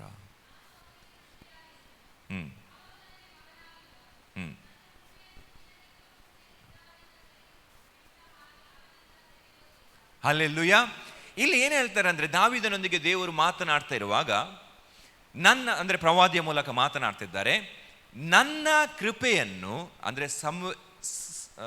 ಸೊಲೊಮೋನನ ಬಗ್ಗೆ, ನಿನ್ನ ಮಗನ ಬಗ್ಗೆ ಹೇಳ್ತದೆ, ನನ್ನ ಕೃಪೆಯನ್ನು ನಿನಗಿಂತ ಮೊದಲಿದ್ದವನಲ್ಲಿ ತೆಗೆದು ಬಿಟ್ಟ ಹಾಗೆ ಅವನಲ್ಲಿ ತೆಗೆಯುವುದಿಲ್ಲ. ದಾವೀದನಿಗಿಂತ ಮೊದಲಿದ್ದವ ಯಾರು? ಸೌಲ. ನಾವು ದೇವರು ಸೌಲನ ಹೆಸರು ಕೂಡ ಹೇಳಲಿಕ್ಕೆ ರೆಡಿ ಇಲ್ಲ. ನಿಮಗೆ ಅರ್ಥ ಆಗ್ತಿದೆಯಾ ನನ್ನ message? Is not even ready to take his name. ಹಾಗಾದ್ರೆ ದೇವರು ನಿನ್ನನ್ನು ಹೆಸರಿಡಿದು ಕರೆದಿದ್ದಾರೆ ಅಂತ ಹೇಳಿದರೆ ಎಷ್ಟು ದೊಡ್ಡ ವಿಷಯ.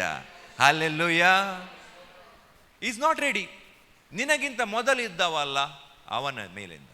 ಓಕೆ, ಈಗ ನಾವು ಮುಂದೆ ಹೋಗುವ ಸಂದೇಶದಲ್ಲಿ ದೇವರು ಅಬ್ರಾಮನನ್ನು ಟೆಸ್ಟಿಗೆ ಒಳಪಡಿಸಿದ್ರು. ಮೊದಲನೇ ಟೆಸ್ಟ್ ಕಾದುಕೊಳ್ಳುವ ಟೆಸ್ಟ್. 75 ವರ್ಷಕ್ಕೆ ಅಬ್ರಾಮನನ್ನು ಕರೀತಾರೆ, ವಾಗ್ದಾನಗಳನ್ನು ಕೊಡ್ತಾರೆ. ನಿನಗೆ ದೊಡ್ಡ ಸಂತತಿಯನ್ನು ನಾನು ಕೊಡ್ತೇನೆ, ನಿನ್ನ ಆಶೀರ್ವದಿಸ್ತೇನೆ ಅಂತೆಲ್ಲ ಮಾತನಾಡ್ತಾರೆ. ಆದರೆ ಆ ವಾಗ್ದಾನ ನೆರವೇರಿಸಲಿಕ್ಕೆ ದೇವರು ಅಬ್ರಾಮನನ್ನು 25 ವರ್ಷ ಕಾಯಿಸ್ತಾರೆ. 25 years. ಹಲ್ಲೆಲೂಯಾ. ಸೊ ಕಾದುಕೊಳ್ಳುವ ಟೆಸ್ಟ್, ಪರೀಕ್ಷೆ. ಆದರೆ ಅಬ್ರಾಮ ಈ ಟೆಸ್ಟ್ನಲ್ಲಿ ಫೇಲ್ ಆಗ್ತಾನೆ. 10 ವರ್ಷ ಕಾಯ್ತಾನೆ, ಕಾದು ಅವನ ತಾಳ್ಮೆ ಕಳ್ಕೊಳ್ತಾನೆ. ಅವನ ಹಾಗರಳೊಂದಿಗೆ ಒಂದು ಮಗು ಆಗ್ತದೆ. ಈಗೇನಾಗ್ತದೆ? ಇಷ್ಮಾಯೇಲ್ ಬಂದ ಕೂಡಲೇ ಮನೆಯಲ್ಲಿ ಕಿರಿಕಿರಿ ಸ್ಟಾರ್ಟ್ ಆಗ್ತದೆ, ಪ್ರಾಬ್ಲಮ್ ಸ್ಟಾರ್ಟ್ ಆಗ್ತದೆ. ಯೆಹೋವನ ಆಶೀರ್ವಾದ ಭಾಗ್ಯದಾಯಕ, ಅದು ವ್ಯಸನವನ್ನು ಉಂಟು ಮಾಡುವುದಿಲ್ಲ. ನಾವು ನಮ್ಮದೇ ದಾರಿ ಇಟ್ಕೊಂಡು ಶಾರ್ಟ್ಕಟ್ ಮೆಥಡ್ಗಳನ್ನು ಇಟ್ಕೊಂಡು ಹೋಗುವಾಗ, ದೇವರ ಸಮಯಕ್ಕೆ ಕಾದಿರದಿರುವಾಗ ನಮ್ಮ ಮನೆಯಲ್ಲಿ ಕಿರಿಕಿರಿ ಸ್ಟಾರ್ಟ್ ಆಗ್ತದೆ. ನಮ್ಮ ಮನಸ್ಸಿನಲ್ಲಿ ಕಿರಿಕಿರಿ. ಮಗು ಸಿಕ್ಕಿತ್ತು ಅವನಿಗೆ, ಆದರೆ ಸಮಾಧಾನ ಹೋಯಿತು. ಕೆಲವೊಮ್ಮೆ ನಮಗೆ ಬೇಕಿರುವುದು ಸಿಗ್ತದೆ, ಅದರಿಂದ ಸಮಾಧಾನ ಉಂಟಾಗುವುದಿಲ್ಲ, ಅದಕ್ಕಿಂತ ಹೆಚ್ಚು ಕಿರಿಕಿರಿ ಆಗ್ತದೆ. ಆಮೇಲೆ ನೀವು ಹೇಳ್ತಿದ್ರಿ ಇದು ಇಲ್ಲದಿರದೇ ಒಳ್ಳೆದಿತ್ತು. ಹಲ್ಲೆಲೂಯಾ. ಸೊ ಟೆಸ್ಟ್ ಫೇಲ್ ಆಗ್ತಾನೆ. ಆದರೆ ಅಬ್ರಾಮ ಆ ಫೇಲ್ಯೂರ್ನಲ್ಲಿ, ಸೋಲಿನಲ್ಲಿ ಬುದ್ಧಿ ಕಲಿತಾನೆ, ತನ್ನನ್ನು ತಾನು ಕರೆಕ್ಷನ್ ಮಾಡಿಕೊಳ್ತಾನೆ.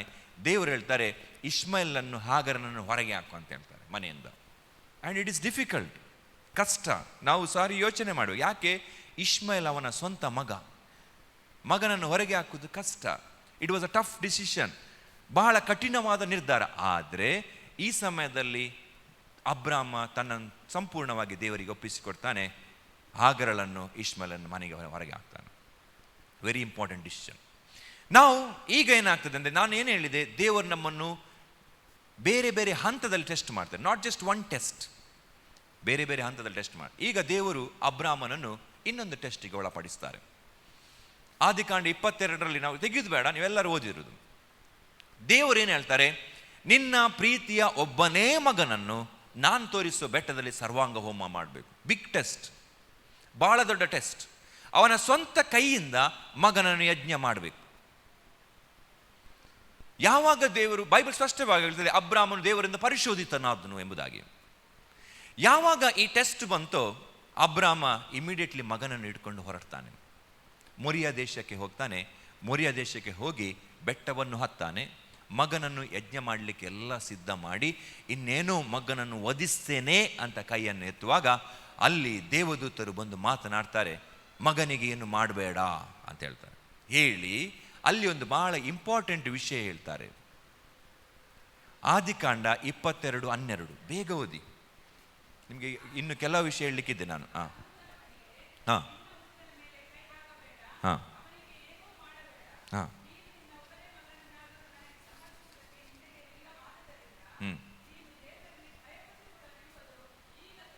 ಹಲ್ಲೆಲೂಯಾ. ಈಗ 22ನೇ ಅಧ್ಯಾಯದ 1ನೇ ವಚನ ಇರ್ತದೆ, ಆತನು ಯೆಹೋವನಿಂದ ಪರಿಶೋಧಿತನಾದನು. He was tested by the lord.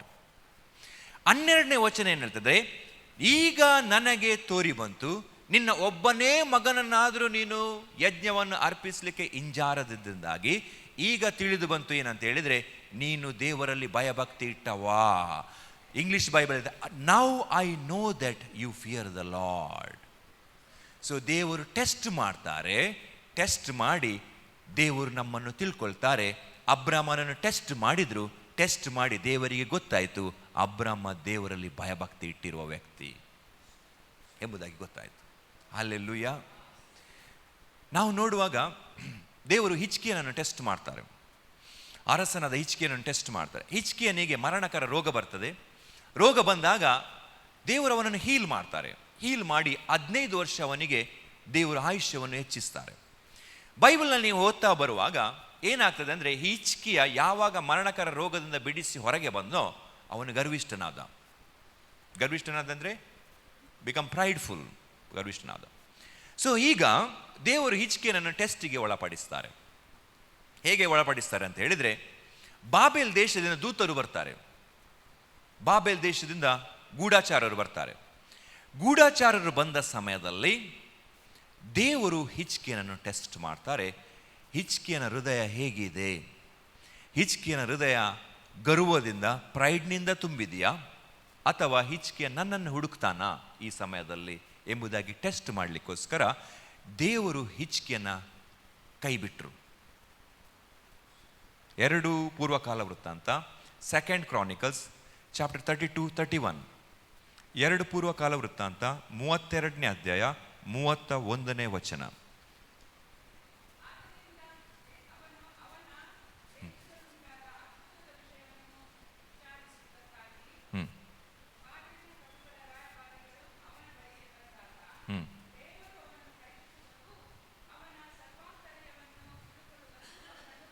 Hallelujah. Bible ಏನು ಹೇಳ್ತದೆ? ದೇವರು ನಮ್ಮನ್ನು ಎಂದಿಗೂ ಕೈ ಬಿಡುವುದಿಲ್ಲ, ತೊರೆಯುವುದಿಲ್ಲ. ಹಲ್ಲೆಲೂಯಾ. ಈಗ ಹಿಜ್ಕೀಯನನ್ನು ಪರೀಕ್ಷಿಸುವುದಕ್ಕೂ ಅವನ ಸರ್ವ ಆಂತರ್ಯವನ್ನು ತಿಳಿದುಕೊಳ್ಳುವುದಕ್ಕೋಸ್ಕರ ದೇವರು ಹಿಜ್ಕೀಯನ ಕೈ ಹಿಡಿದಿದ್ರು. ಅಷ್ಟು ತನಕ ಬಿಟ್ಟುಬಿಟ್ರು, ರಿಲೀಸ್ ಮಾಡಿದರು. ನಾನು ನೋಡಲಿಕ್ಕೆ ಬಯಸ್ತೇನೆ. ನಾವು ಮಕ್ಕಳಿಗೆ ಸೈಕಲ್ ಬಿಡಲಿಕ್ಕೆ ಕಲಿಸ್ತೇವೆ ಸಣ್ಣದಿರುವಾಗ. ಮೊದಲೇನು ಹಿಂದುಗಡೆಯಿಂದ ಇಟ್ಕೊಂಡು ಹೋಗ್ತೇವೆ, ಅವರು ತುಳಿತಾ ಇರ್ತಾರೆ, ಫಾಸ್ಟ್ ಹೋಗ್ತೇವೆ. ನಾವು ಈಗ ಗೊತ್ತಾಗಬೇಕು, ಈ ಮಗುವಿಗೆ ನಿಜವಾಗಿ ಸೈಕಲ್ ಬಿಡಲಿಕ್ಕೆ ಬ್ಯಾಲೆನ್ಸ್ ಸಿಕ್ಕಿದ ಅಂತ ಹೇಳಲಿಕ್ಕೆ ನಾವೇನು ಮಾಡಬೇಕಾಗ್ತದೆ? ರಿಲೀಸ್, ಲೆಟ್ ಗೋ, ಕೈ ಬಿಡಬೇಕಾಗ್ತದೆ. ಆಗ ಅವರು ಬೀಳ್ತಾರ, ಮುಂದೆ ಹೋಗ್ತಾರ, ಗೊತ್ತಾಗ್ತದೆ. ಸೇಮ್ ವೇ ನನ್ನ ಮಗನಾದ ಹಿಜ್ಕೀಯನು ಹೇಗೆ ಇದ್ದಾನೆ, ಹೇಗೆ ರೆಸ್ಪಾಂಡ್ ಮಾಡ್ತಾನೆ ನನಗೆ ನೋಡಬೇಕು. ಇವನು ಇನ್ನೂ ಸಹ ಬಿದ್ದಿದ್ದಾನ, ನಿಂತಿದ್ದಾನ ಆಗಬೇಕು. ಹೇಳಿದ್ದಕ್ಕೆ ದೇವರು ರಿಲೀಸ್ ಮಾಡಿ ವೆಯ್ಟ್ ಮಾಡಿ ನೋಡ್ತಾ ಇದ್ದಾರೆ ದೂರ ನಿಂತು, ಹಿಜ್ಕೀಯ ಏನು ರೆಸ್ಪಾಂಡ್ ಮಾಡ್ತಾನೆ. ದೇವರು ಅವಿತುಕೊಳ್ಳುವ ದೇವರಾಗಿದ್ದಾರೆ. Our God is a God of hiding, ಮರೆ ಮಾಡಿಕೊಳ್ಳುವ ದೇವರು. ಐಸಾಯ 45:15 ತೆಗಿಬೇಡಿ, ಬರ್ಕೊಳ್ಳಿ, ನಮಗೆ ಸಮಯ ಇಲ್ಲ. 45:15 ಐಸಾಯ 45:15 ಹೇಳ್ತದೆ, ನಮ್ಮ ದೇವರು ಮರೆ ಮಾಡಿಕೊಳ್ಳುವ ದೇವರು. ಅಂದರೆ ದೇವರು ಹೇಗೆ ಅಂತ ಹೇಳಿದರೆ, ನಮ್ಮನ್ನು ಒಬ್ಸರ್ವ್ ಮಾಡಲಿಕ್ಕೋಸ್ಕರ ಅವಿತುಕೊಂಡು ನೋಡ್ತಾರೆ ನಾವು ಏನು ಮಾಡ್ತಾ ಇದ್ದೇವೆ ಅಂತ. ಅರ್ಥ ಆಯ್ತಾ ನಿಮಗೆ? ಬೇರೆ ಬೇರೆ ಸಂದರ್ಭದಲ್ಲಿ ನೋಡ್ತಾರೆ. ನಾವು ಸಹ ಕೆಲವೊಮ್ಮೆ ನಮ್ಮ ಮಕ್ಕಳು ಏನು ಮಾಡ್ತಾ ಇದ್ದಾರೆ, ಮನೆಗೆ ನಾವು ಇಮಿಡಿಯೇಟ್ಲಿ ಬಂದರೆ ಸ್ವಲ್ಪ ಸೈಡಲ್ಲಿ ನಿಂತ್ಕೊಂಡು ನೋಡ್ತೇವೆ, ಏನು ಇವರು ಏನು ಮಾಡ್ತಾರೆ ನಾವು ಇಲ್ಲದಾಗ, ನಮಗೆ ಗೊತ್ತಾಗಬೇಕು. ಸೇಮ್ ವೇ ಅದೇ ರೀತಿಯಲ್ಲಿ ದೇವರು ಅವಿತುಕೊಂಡು ನೋಡಲಿಕ್ಕೆ ಬಯಸ್ತಾರೆ, ನಾವು ಏನು ಮಾಡ್ತೇವೆ, ನಮ್ಮ ಸ್ವಭಾವ ಏನು ಅಂತ. ಸೊ ಈಗ ಏನಾಯಿತು, ಹಿಜ್ಕೀಯ ದೇವರನ್ನು ಆತುಕೊಳ್ಳಿಲ್ಲ, ದೇವರನ್ನು ಹುಡುಕಲಿಲ್ಲ. ಗೂಢಾಚಾರರು ಬಂದಾಗ ಅವನು ತಪ್ಪಿಬಿದ್ದ. ಗೂಢಾಚಾರರಿಗೆ ಎಲ್ಲ ತೋರಿಸಿದ, ಅರಮನೆಯಲ್ಲಿದ್ದದೆಲ್ಲ ತೋರಿಸಿಬಿಟ್ಟ. ಯೆಶಾಯ ಬಂದು ಕೇಳ್ತಾನೆ, ಅವರು ಏನು ನೋಡಿದ್ರು? ಅವನು ಹೇಳ್ತಾನೆ, ಅವರಿಗೆ ತೋರಿಸೋದು ನಾನು ಒಂದೂ ಇಲ್ಲ. ಯಾಕೆ ತೋರಿಸಿದ್ದು? ಪ್ರೈಡ್, ಜಂಬ ಅವನಿಗೆ, ನನ್ನ ಹತ್ರ ಏನೆಲ್ಲ ಉಂಟು ನೋಡಿ ಅಂತ. ಯೆಶಾಯ ಹೇಳ್ತಾನೆ, ಅವರೇನೆಲ್ಲ ನೋಡಿದ್ರೋ ಅದೆಲ್ಲ ಹೋಗ್ತದೆ. ನೀವೊಂದು ವಿಷಯ ಇಲ್ಲಿ ಕ್ಯಾಚ್ ಮಾಡಬೇಕು ಇದನ್ನು. ನಿಮ್ಮ ಲೈಫ್ನಲ್ಲಿ ನೀವು ಏನೆಲ್ಲ ಪಬ್ಲಿಕ್ ಮಾಡ್ತೀರೋ, ಬೇರೆಯವರಿಗೆ ತೋರಿಸ್ತೀರೋ, ಅದನ್ನು ನೀವು ಕಳ್ಕೊಳ್ತೀರಾ. ತುಂಬ ಕೇರ್ಫುಲ್ ಇರಬೇಕು. ನೀವು ಸೋಷಿಯಲ್ ಮೀಡಿಯಾದಲ್ಲಿ ಏನು ಪೋಸ್ಟ್ ಮಾಡ್ತೀರಿ, ವಾಟ್ಸಪ್ ಸ್ಟೇಟಸ್ಸಿಗೆ ಏನು ಹಾಕ್ತೀರಿ, ನಿಮ್ಮ ಪರ್ಸ್ನಲ್ ಲೈಫನ್ನು ಭಾಳ ಪ್ರಮೋಟ್ ಮಾಡ್ತೀರಾ, ಕಳ್ಕೊಳ್ತೀರಾ. ಜೆಲಸಿ ಸ್ಪಿರಿಟ್ಗಳು ಅಟ್ಯಾಕ್ ಮಾಡ್ತದೆ. ಅನೇಕರು ಅವರ ಸಂಬಂಧಗಳನ್ನು ಕಳ್ಕೊಂಡಿದ್ದಾರೆ. Because promotion, social media promotion, Instagram promotion, ಸ್ಟೇಟಸ್ನಲ್ಲಿ ಪ್ರಮೋಷನ್. ನಮ್ಮ ಪರ್ಸ್ನಲ್ ಲೈಫನ್ನು ಬೇರೆಯವರಿಗೆ ನೋಡಿ ಯಾವ ರೀತಿಯಲ್ಲಿ ದೇವರಿಗೆ ಉತ್ತೇಜನ ಆಗ್ತದೆ, ಅವರಿಗೆ ಉತ್ತೇಜನ ಆಗ್ತದೆ, ಮಹಿಮೆ ಆಗ್ತದೆ? ಆಗುವುದಿಲ್ಲ. ಅವರಿಗೆ ಜಲಸ್ ಆಗ್ತದೆ, ಇವರಿಗುಂಟು ನನಗಿಲ್ಲ. ಸರಿಯಾಗಿ ಗಮನಿಸಿ, ಇಟ್ಸ್ ವೆರಿ ಇಂಪಾರ್ಟೆಂಟ್. ಲೋಕ ಹಾಗೆ ಕೆಟ್ಟು ಹೋಗಿದೆ, ದೇವರ ಮಕ್ಕಳು ಹಾಗೆ ಕೆಟ್ಟು ಹೋಗಬಾರ್ದು. ಜಲಸಿ ಸ್ಪಿರಿಟ್ಗಳು ಅಟ್ಯಾಕ್ ಮಾಡ್ತದೆ. ಅದೆಷ್ಟೋ ಜನರಿಗೆ ಆ ಭಾಗ್ಯಗಳಿಲ್ಲ, ಒಳ್ಳೆಯ ಸಂಬಂಧಗಳಿಲ್ಲ. ನೀವು ಈಗಾಗಲೇ ಒಂದು ಉಡುಪಿಯಲ್ಲಿ ರೀಸೆಂಟ್ಲಿ ಒಂದು ಘಟನೆ ನಡೆಯಿತು. ಸೋಷಿಯಲ್ ಮೀಡಿಯಾದಲ್ಲಿ ಆ್ಯಕ್ಟಿವ್ ಇದ್ದವರು ಏನೆಲ್ಲ ಪೋಸ್ಟ್ ಮಾಡ್ತಾ ಇದ್ರು, ಒಂದೇ ಬೆಂಕಿಯಲ್ಲಿ ಎಲ್ಲ ಹೋಯ್ತು. ಗೊತ್ತುಂಟ ನಾನು ಯಾರ ಬಗ್ಗೆ ಮಾಡ್ತಾ ಇರ್ತೀನಿ? ಎಷ್ಟು, 1 ವರ್ಷ ಆಯಿತಾ? ಒಂದು ಬೆಂಕಿಯಲ್ಲಿ ಇಡೀ ಮನೆ ಎಲ್ಲ ಕಳ್ಕೊಂಡ್ರು. They lost everything. Why? It was public. ನಾವು ದೇವರ ವಾಕ್ಯ, ದೇವರ ಸ್ವರವನ್ನು ನಾವು ಪ್ರಚಾರ ಮಾಡಬೇಕು. ನಮ್ಮ ವೈಯಕ್ತಿಕ ಬದುಕನ್ನು ಪ್ರಚಾರ ಮಾಡಬಾರ್ದು. ನಮ್ಮ ವೈಯಕ್ತಿಕ ಬದುಕು ಪ್ರೈವೇಟ್ ಆಗಿರಬೇಕು. Keep it private. Protect the blessing. ನೀವು ಮನೆಯಲ್ಲಿ ಚಿನ್ನ ಬಂಗಾರ ಇದ್ದರೆ ಶೋಕೇಸಲ್ಲಿ ಇಡುವುದಿಲ್ಲ. ಯಾರಾದರೂ ಶೋಕೇಸಲ್ಲಿ ಇಡ್ತಾರಾ ಮನೆಯಲ್ಲಿ? ಇಲ್ಲ. ನಾವು ಬಿಲೀವರ್ ಅಂತೇಳಿ ಶೋಕೇಸಲ್ಲಿ ಇಡ್ತೀರಾ? ಇಲ್ಲ. ಅದನ್ನು ಲಾಕರಲ್ಲಿ ಇಡ್ತೇವೆ. ನಿಮ್ಮ ಸಂಬಂಧಗಳು, ನಿಮ್ಮ ಮಕ್ಕಳು, ಇದೆಲ್ಲ ನಿಮ್ಮ ಟ್ರೆಷರ್, ನಿಮ್ಮ ಆಸ್ತಿ. ಇದು ಪ್ರೊಟೆಕ್ಟ್ ದ್ಯಾಟ್. ಅದನ್ನು ಪ್ರೊಟೆಕ್ಟ್ ಮಾಡಿ, ಪಬ್ಲಿಕ್ ಮಾಡಬೇಡಿ. ಅದು ಅಟ್ಯಾಕ್ ಆಗ್ತದೆ. ಸೊ ನಮ್ಮ ಮುಂದೆ ಹೋಗುವ. ಮೋಶೆಯನ್ನು ದೇವರು ಟೆಸ್ಟ್ ಮಾಡಿದರು. ಎಕ್ಸೋಡಸ್ ಚಾಪ್ಟರ್ 33:1 ತೆಗೆಯುವುದು ಬೇಡ. 33ನೇ ಅಧ್ಯಾಯದ 1ನೇ ವರ್ಷದಲ್ಲಿ ದೇವರು ಹೇಳ್ತಾರೆ. ಯಾಕೆ ಅಂತ ಹೇಳಿದರೆ, ಮೋಶೆ ಬೆಟ್ಟವನ್ನು ಹತ್ತಿದಾಗ ಅವರು ಬಸವನನ್ನು ಮಾಡಿದರು. ದೇವರಿಗೆ ಸಿಟ್ಟು ಬಂತು. ಸಿಟ್ಟು ಬಂದ ಮೇಲೆ ದೇವರು ಹೇಳ್ತಾರೆ, ಈ ಜನರು ಮೊಂಡರು, ನನಗೆ ವಿಧೇಯರಾಗದವರು ಆಗಿರುವುದರಿಂದಾಗಿ ನಾನು ನಿಮ್ಮೊಟ್ಟಿಗೆ ಬರುವುದಿಲ್ಲ.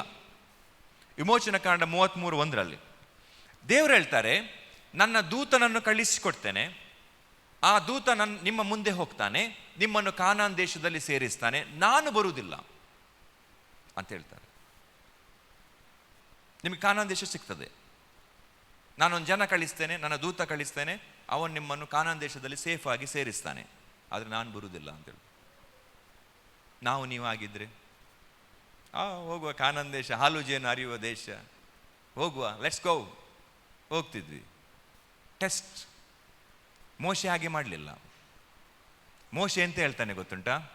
ದೇವರೇ, ನೀನೇ ಬರದಿದ್ರೆ ನಮಗೆ ಕಾನಾನ್ ದೇಶ ಬೇಡ. ಹಲ್ಲೆಲೂಯಾ. ದೇವರೇ, ನೀನೇ ಬರದಿದ್ರೆ ನಮ್ಮನ್ನು ಇಲ್ಲಿಂದ ಕಳಿಸಬಾರ್ದು ಅಂತ ಕನ್ನಡ ಬೈಬಲ್ ಹೇಳ್ತದೆ. ಬೇರೆ ಟ್ರಾನ್ಸ್ಲೇಷನ್ ಹೇಳ್ತಾನೆ, ಮೋಶೆ ಏನು ಹೇಳ್ತಾನೆ ಅಂದರೆ, ನೀವು ಒಂದು ವೇಳೆ ಬರದಿದ್ರೆ ಸ್ವಾಮಿ, ನಮಗೆ ಕಾನಾನ್ ದೇಶ ಬೇಡ. ಅದು ಹಾಲು ಜೇನು ಹರಿಯಲಿ, ಅಲ್ಲಿ ಮುತ್ತು ಸಿಕ್ಕಲಿ, ಅಲ್ಲಿ ರತ್ನ ಸಿಕ್ಕಲಿ, ನಮಗೆ ಅದು ಅಗತ್ಯ ಇಲ್ಲ. Because you are important. ಹಲ್ಲೆಲೂಯಾ. ಯೇಸು ಬರದಿರುವ ದೊಡ್ಡ ಮನೆ ಯಾಕೆ? ಯೇಸು ಬರದಿರುವ ದೊಡ್ಡ ಕಾರ್ ಯಾಕೆ? ಯೇಸು ಬರದಿರುವ ಆ ದೊಡ್ಡ ಮದುವೆ ಯಾಕೆ? ಯೇಸು ಇಲ್ಲದಿರುವ ಸಂಬಂಧ ಯಾಕೆ? It's not needed. ಅಗತ್ಯ ಇಲ್ಲ. ಮೋಶೆಯನ್ನು ಟೆಸ್ಟ್ ಮಾಡಿದಾಗ ಮೋಶೆ ಅದರಲ್ಲಿ ವಿನ್ ಆದ. ದೇವರಿಗೆ ಖುಷಿ ಆಯಿತು. ನಾವು ದೇವರನ್ನು ಹುಡುಕಬೇಕು, ಒತ್ತಾಯ ಮಾಡಬೇಕು, ಬರಬೇಕೆಂಬುದಾಗಿ ದೇವರು ಬಯಸ್ತಾರೆ. ಈಗ ಕೆಲವರಿಗೆ ಏನಾದರೂ ನಾವು ಫಂಕ್ಷನ್ ಇದ್ದರೆ ಕರೆಯುವುದುಂಟು. ನನಗೆ ಕೆಲವರು ಹೇಳುದು ಅಂದರೆ, ಅಲ್ಲ ನೀವೊಂದು ಬಾಯಿ ಮಾತಿಗೂ ಕರೀಲಿಲ್ಲಲ್ಲ, ಯಾಕೆ ಕರೆಯೋದು? ಒಂದು ಬಾಯಿ ಮಾತಿಗೂ ಹೇಳಲಿಲ್ಲಲ್ಲ, ನಾವು ಬರುವುದಿಲ್ಲ ಬಾಯಿ ಮಾತಿಗೆ. ಅದಕ್ಕೆ ನಾನು ಹೇಳೋದು, ನಾನು ಹಾಗೆಲ್ಲ ಯಾರನ್ನು ಕರೆಯುವುದೇ ಇಲ್ಲ. ನನಗೆ ಅಂಥ ಸ್ವಭಾವ ಇಲ್ಲ. ಕರೆದ್ರೆ ಬರಲೇಬೇಕು, ಕರೆದ್ರೆ ಬರಬೇಕು. ಬಾಯಿ ಮಾತಿಗೆ, ಕಾಟಾಚಾರಕ್ಕೆ ಕರೆಯುವುದಿಲ್ಲ. ಹಲ್ಲೆಲೂಯಾ. ಇದು ನಮ್ಮ ಮನುಷ್ಯರ ಸ್ವಭಾವ. ಇದೇ ಸ್ವಭಾವವನ್ನು ನಾವು ದೇವರೊಟ್ಟಿಗೆ ಅಪ್ಲೈ ಮಾಡ್ತೇವೆ. ಬಾ ದೇವರೇ, ನಮಗೆ ಮನಸ್ಸಿನಲ್ಲಿ ಏನಿಲ್ಲ, ಬರ್ತಾರೆ ಎಲ್ಲೋ ಗೊತ್ತಿಲ್ಲ, ನಡೀತದೆ. ಅರ್ಧ ಗಂಟೆ ಆದರೆ ನಾವು ಹೋಗುದೇ, ಬರದಿದ್ರೆ ಸಹ. ದೇವರು ಹಾಗೆ ಅಲ್ಲ. ನಾವು ದೇವರನ್ನು ಒತ್ತಾಯ ಮಾಡ್ತೇವಲ್ಲ, ದೇವರಿಗೆ ಖುಷಿ ಆಗ್ತದೆ. ಈಗ ನಿಮ್ಮನ್ನು ಯಾರಾದರೂ ಕರೀತಾರೆ, ಕರೆದಾಗ ನಿಮಗೆ ಅದು ಗೊತ್ತಾಗ್ತದೆ, ಇವರಿಗೆ ನಾವು ಬರುವುದು ಮನಸ್ಸುಂಟಾ ಮನಸ್ಸಿಲ್ವಾ ಅಂತ ಅವರು ಕರೆಯುವುದರಲ್ಲಿ ಗೊತ್ತಾಗ್ತದೆ. ಹೌದಲ್ವಾ? ನಮ್ಮ ಒಳಗೆ ಒಂದು ಗೊತ್ತಾಗ್ತದೆ ಅದು. ಈಗ ಅವರು ನಮ್ಮನ್ನು ಬಹಳ ಪ್ರೀತಿಯಿಂದ ಒತ್ತಾಯ ಮಾಡಿ ನೀವು ಬರಲೇಬೇಕು ಅಂತ ಹೇಳಿದರೆ ನಿಮಗೆ ಖುಷಿ ಆಗ್ತದೆ, ಖುಷಿ ಆಗೋದಿಲ್ಲವಾ? ಖುಷಿ ಆಗ್ತದೆ, ಖುಷಿ ಆಗ್ತದೆ. ಹೆಂಗಸರಿಗೆ ಕೆಲವು ಸ್ವಭಾವಗಳಿದೆ, ಗಂಡಸರಿಗೆ ಕೆಲವು ಗೊತ್ತಿಲ್ಲ ಅದೆಲ್ಲ. ಸ್ಪೆಷಲಿ ಹೆಂಗಸರಿಗೆ ಅಂತ ಹೇಳಿದರೆ, ಅವರಿಗೆ ಏನಾದರೂ ಬರ್ತೀರಾ ಅಂತ ಅವ್ರು ಬರುವುದಿಲ್ಲ ಹೇಳ್ತಾರೆ. ಹಾಗೆ ಬಿಟ್ಟು ಬಿಡಬಾರ್ದು. ಅವ್ರು ಬರುವುದಿಲ್ಲ ಅಂತ ಹೇಳಿದರೆ ಅವರಿಗೆ ಮೂಗು ತನಕ ಮನಸ್ಸುಂಟು ಬರಲಿಕ್ಕೆ. ಅವರನ್ನು ಒತ್ತಾಯ ಮಾಡಬೇಕು, ಒತ್ತಾಯ ಮಾಡಬೇಕಂತ ಅವರು ಬಯಸ್ತಾರೆ. ಅಲ್ಲಿ ಸರಿಯಲ್ಲ, ಹೆಂಗಸರೆಲ್ಲ ತುಂಬ ಜನ ಇದ್ದಾರೆ. Real it is. ನಮಗೆ ಒತ್ತಾಯ ಮಾಡಿದರೆ ನಮಗೆ ಖುಷಿ ಆಗ್ತದೆ.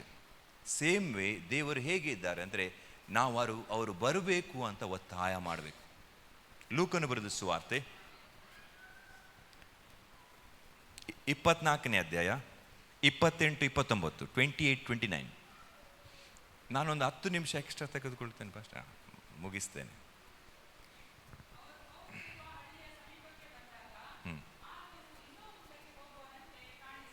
ಹಾಂ.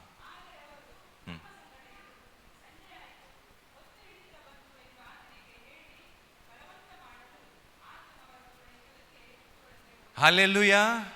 ಅರ್ಥ ಆಯ್ತಾ ನಿಮಗೆ? ಯೇಸು ಸ್ವಾಮಿ ಶಿಷ್ಯರೊಂದಿಗೆ ಎಮ್ಮಾವಿಗೆ ಹೋಗ್ತಾ ಇದ್ದಾರೆ. ಹೋಗ್ತಾ ಇರುವಾಗ ಯೇಸು ಸ್ವಾಮಿ ಪುನರುತ್ಥಾನಾಗಿ ಬಂದಿದ್ದಾರೆ. ಅವರಿಗೆ ಗುರುತಾಗಲಿಲ್ಲ ಯೇಸು ಸ್ವಾಮಿದು. ಅವರು ಎಮ್ಮಾವು ತಲುಪಿದಾಗ ಅವರ ಊರು ಬಂತು. ಯೇಸು ಸ್ವಾಮಿ ಅವರೊಟ್ಟಿಗೆ ಬರದ ಹಾಗೆ ಮುಂದೆ ಹೋದ್ರು ಸೀದಾ. ಈಗ ಈ ಶಿಷ್ಯರು ಏನು ಮಾಡ್ತಾ ಇದ್ದಾರೆ? ಯೇಸು ಸ್ವಾಮಿಯನ್ನು ನೀನು ಕೂಡ ನನ್ನೊಟ್ಟಿಗೆ ಬಾ ಅಂತ ಕರೆದದ್ದು ಮಾತ್ರ ಅಲ್ಲ, ಅವರು ಬಲವಂತ ಮಾಡಿದ್ರು. ಅದಕ್ಕೆ ಆತನು ಬಂದನು. Our God is a not cheap God. ಆತನಿಗೆ ಮಾನ ಸನ್ಮಾನ ಕೊಟ್ಟು ನಾವು ಒತ್ತಾಯ ಮಾಡಿದರೆ ಮಾತ್ರ ಆತ ಬರುವುದು. ಅಂತಿಂತ ದೇವರಲ್ಲ. ಈಸ್ ಅ ಬಿಗ್ ಗಾಡ್, ಮಹಿಮೆಯ ಅರಸನ್. ನಾವು ಹಾಗೆ ತೆಗೆದುಕೊಳ್ಳಲಿಕ್ಕೆ ಆಗುವುದಿಲ್ಲ ದೇವರನ್ನು. ಸೊ ದೇವರು ನಾವು ಒತ್ತಾಯ ಮಾಡಬೇಕಂತ. ಸೊ ಮೋಶೆ ಒತ್ತಾಯ ಮಾಡಿದ, ದೇವರಿಗೆ ಖುಷಿ ಆಯಿತು. ದಾವೀದನನ್ನು ದೇವರು ಟೆಸ್ಟ್ ಮಾಡಿದರು. ದಾವೀದನನ್ನು ಟೆಸ್ಟ್ ಮಾಡುವಾಗ ಅದು ಶಿಕ್ಷೆ ಸಹ, ಅವನಿಗೆ ಶಿಕ್ಷೆ ಸಹ ಟೆಸ್ಟ್ ಸಹ, ಎರಡು ಸಹ. ಏನಾಗ್ತದೆ ಅಂತ ಹೇಳುವಾಗ, ದಾವೀದನ ಸ್ವಂತ ಮಗ ಅಬ್ಷಾಲೋಮ ದಾವೀದನ ಸಿಂಹಾಸನವನ್ನು ತೆಗೆದುಕೊಳ್ತಾನೆ. ಅವನ ಸಿಂಹಾಸನದಲ್ಲಿ ಎಬ್ಬಿಸ್ತಾನೆ. ಸ್ವಂತ ಮಗ, ಹೊರಗಿನ ವೈರಿ ಅಲ್ಲ. ಹೊರಗಿನ ವೈರಿ ಆದರೆ ಅವನು ಯುದ್ಧ ಮಾಡ್ತಿದ್ದ. ಸ್ವಂತ ಮಗ. ಈಗ ಏನಾಗಿದೆ ಅಂದರೆ ದಾವೀದನಿಗೆ ಅಪಮಾನ ಆಗಿದೆ, ಇನ್ಸಲ್ಟ್. ಹೌದಲ್ವಾ? ಸ್ವಂತ ಮಗ, ಹೇಗೆ ಅದನ್ನು ಟಾಲರೇಟ್ ಮಾಡೋದು? ಇನ್ಸಲ್ಟ್. ಅವನು ಸಿಂಹಾಸನದಲ್ಲಿ ಎಬ್ಬಿಸಿದ್ದಾನೆ. ಇವನು ಅಡವಿಯ ಕಡೆಗೆ ಮುಖ ಮೂರೆ ಮುಚ್ಚಿಕೊಂಡು ಅಳ್ತಾ ಹೋಗ್ತಾ ಇದ್ದಾನೆ. ಸೊ ಹೋಗ್ತಾ ಇರುವಾಗ ಶಿಮ್ಮಿ ಅವನನ್ನು ಶಪಿಸ್ತಾನೆ. ಒಬ್ಬ ಬೆನ್ಯಾಮೀನ್ ಕುಲದವ. ನಿನಗೆ ಈಗ ಒಳ್ಳೇದಾಯ್ತು, ಈಗ ಯಾವ್ದದ್ದು, ನೀನು ಎಷ್ಟು ಎಲ್ಲ ಅನರ್ಥ ಮಾಡಿದ್ದಿ, ನಿನಗೆ ಇದು ತಕ್ಕ ಶಿಕ್ಷೆ ಸಿಕ್ಕಿತ್ತು ಅಂತೇಳಿ ಶಾಪ ಆಗ್ತಾನೆ. ನಮ್ಮ ಬ್ಯಾಡ್ ಟೈಮ್ ಆಗ್ತಾ ಇರುವಾಗ ಜನರು ಹಾಗೆ ಮಾತನಾಡ್ತಾರೆ. ಒಳ್ಳೆ ಆಯ್ತು ಅವನಿಗೆ, ಅವನು ಮಾಡಿದ್ದೇನು ಕಮ್ಮಿ ಇಲ್ಲ, ಇಂಥ ಸ್ವರಗಳು ಬರ್ತದೆ. ಆದರೆ ದಾವೀದ ಸುಮ್ಮನೆ ಇದ್ದ. ನಿಮ್ಮ ವಿರುದ್ಧವಾಗಿ ಬಾಣಗಳು ಬರ್ತಾ ಇದೆಯಾ, ನೀವು ಮಾತನಾಡಲಿಕ್ಕೆ ಹೋಗಬೇಡಿ, ನೀವು ಸುಮ್ಮನಿರಿ, ದೇವರು ನಿಮ್ಮ ಪರವಾಗಿ ಯುದ್ಧ ಮಾಡ್ತಾರೆ. ನೀವು ಎಷ್ಟು ಮೌನವಾಗಿರ್ತೀರಾ ಅಷ್ಟು ಬಲವಾಗಿ ದೇವರು ನಿಮ್ಮ ಪರವಾಗಿ ಮಾತನಾಡ್ತಾರೆ. ಸೊ ದಾವೀದನ ಕೈಯಲ್ಲಿ ಅಧಿಕಾರ ಇತ್ತು, ಬಲ ಇತ್ತು, ಶಕ್ತಿ ಇತ್ತು. ಅವನನ್ನು ಏನು ಕೂಡ ಮಾಡ್ಬೋದಿತ್ತು. ಆದರೆ ಅವನು ಸುಮ್ಮನಿದ್ದ, ಏನು ಹೇಳಲಿಲ್ಲ. ಈಗ ಅಡವಿಗೆ ಹೋಗ್ತಾನೆ. ಎಲ್ಲ ಕಳ್ಕೊಂಡಿದ್ದಾನೆ. ಅರಮನೆ ಕಳ್ಕೊಂಡಿದ್ದಾನೆ, ಸಿಂಹಾಸನ ಕಳ್ಕೊಂಡಿದ್ದಾನೆ, ಎಲ್ಲ ಕಳ್ಕೊಂಡಿದ್ದಾನೆ. ಅಡವಿಗೆ ಹೋಗಿದ್ದಾನೆ ಖಾಲಿ ಕೈಯಲ್ಲಿ. ಟೆಸ್ಟ್. ದಾವೀದ ಅವನು ಇಸ್ರೇಲರ ವರಕವಿ, ಅವನು ಆರಾಧಕ, ಈಸ್ ಅ ವರ್ಷಿಪರ್. ಅವನೊಬ್ಬ ವರ್ಷಿಪ್ ಲೀಡರ್, ದೇವರಿಗೆ ಗೀತೆ ಬರೆಯುವವ. ದೇವರು ಈಗ ನೋಡಲಿಕ್ಕೆ ಬಯಸ್ತಾರೆ, ದಾವೀದನ ನೀನು ನಿಜವಾದ ವರ್ಷಿಪರ್ ನನಗೆ ಗೊತ್ತಾಗಬೇಕು. Are you a real worshipper? ನೀನೊಬ್ಬ ಆರಾಧಕ, ನಾನೀಗ ಹುಡುಕಬೇಕು ನಿನ್ನನ್ನು. ನಿನ್ನ ಹತ್ರ ಎಲ್ಲ ಇರುವಾಗ, ನಾನು ನಿನಗೆ ಅರಮನೆ ಕೊಟ್ಟಿರುವಾಗ, ನಾನು ನಿನಗೆ ಆಳು ಕಾಳು ಕೊಟ್ಟಿರುವಾಗ, ನಾನು ನಿನಗೆ ಹೆಂಡತಿಯರನ್ನು ಕೊಟ್ಟಿರುವಾಗ, ನಿನಗೆ ಸುಖವನ್ನು ಕೊಟ್ಟಿರುವಾಗ ಮಾತ್ರ ನೀನು ಕುಣಿಯುವುದಾ? ರೋಡ್ನಲ್ಲಿ ಕುಣಿಯುವುದಾ? ನಾನು ನಿನ್ನ ಹತ್ರ ಎಲ್ಲವನ್ನು ತೆಗೆದಾಗ ನೀನು ನನ್ನನ್ನು ಆರಾಧಿಸ್ತೀಯ? ನನಗೆ ನೋಡಬೇಕು. ದಾವೀದ ಪ್ರೂವ್ ಮಾಡಿದ, ನೀವು ನನಗೆ ಅರಮನೆ ಕೊಟ್ಟದ್ದಕ್ಕೆ, ಆಸ್ತಿ ಕೊಟ್ಟದ್ದಕ್ಕೆ, ಸ್ಥಾನಮಾನ ಕೊಟ್ಟದ್ದಕ್ಕೆ, ಪದವಿ ಕೊಟ್ಟದ್ದಕ್ಕೆ ಆರಾಧಿಸುವುದಲ್ಲ, ನೀವು ಯಾರಂತ ನಾನು ತಿಳಿದ್ದೇನೆ, ಅದಕ್ಕೆ ನಿಮ್ಮನ್ನು ಆರಾಧಿಸ್ತೇನೆ. I am a real worshipper ಅಂತ ಅವನು ತೋರಿಸಿದ. ಹೇಗೆ ತೋರಿಸಿದ ಅಂತ ಹೇಳಿದರೆ, ದಾವೀದ ಅರಮನೆಯಲ್ಲಿ ಎಸಿಯಲ್ಲಿ ಮಲಗ್ತಿದ್ದ, ದೊಡ್ಡ ರೂಮ್ನಲ್ಲಿ ಮಲಗ್ತಿದ್ದ, ಸುಖದ ಸುಪ್ಪತ್ತಿಗೆಯಲ್ಲಿ ಮಲಗ್ತಾ ಇದ್ದ. ಈಗ ಅಡವಿಗೆ ಹೋಗಿದ್ದಾನೆ. ನಾವಾದರೆ ಏನು ನೋಡ್ತಿದ್ವಿ, ಎಲ್ಲಿ ಇವತ್ತು ಮಲಗುವುದು, ಒಳ್ಳೆ ಸ್ಥಳ ಉಂಟಾ, ಬೆಡ್ ಉಂಟಾ, ಚಾಪೆ ಸಿಗ್ತದ ಅಂತ ಒಂದು ಸ್ಥಳ ಹುಡುಕ್ತಿದ್ವಿ. ಆದರೆ ದಾವೀದ ಎಲ್ಲಿ ಮಲಗುವುದಂತ ಹುಡುಕ್ಲಿಲ್ಲ, ಎಲ್ಲಿ ದೇವರನ್ನು ಆರಾಧನೆ ಮಾಡುವುದಂತ ಹುಡುಕಿದ. ಎಲ್ಲರೂ ತೆಗೀರಿ, 2 ಸಮುವೇಲ 15ನೇ ಅಧ್ಯಾಯ, 2 Samuel chapter 15:32.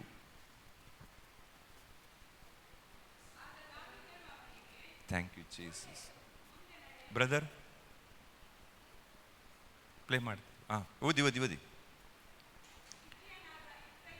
ಹ್ಞೂ ಹ್ಞೂ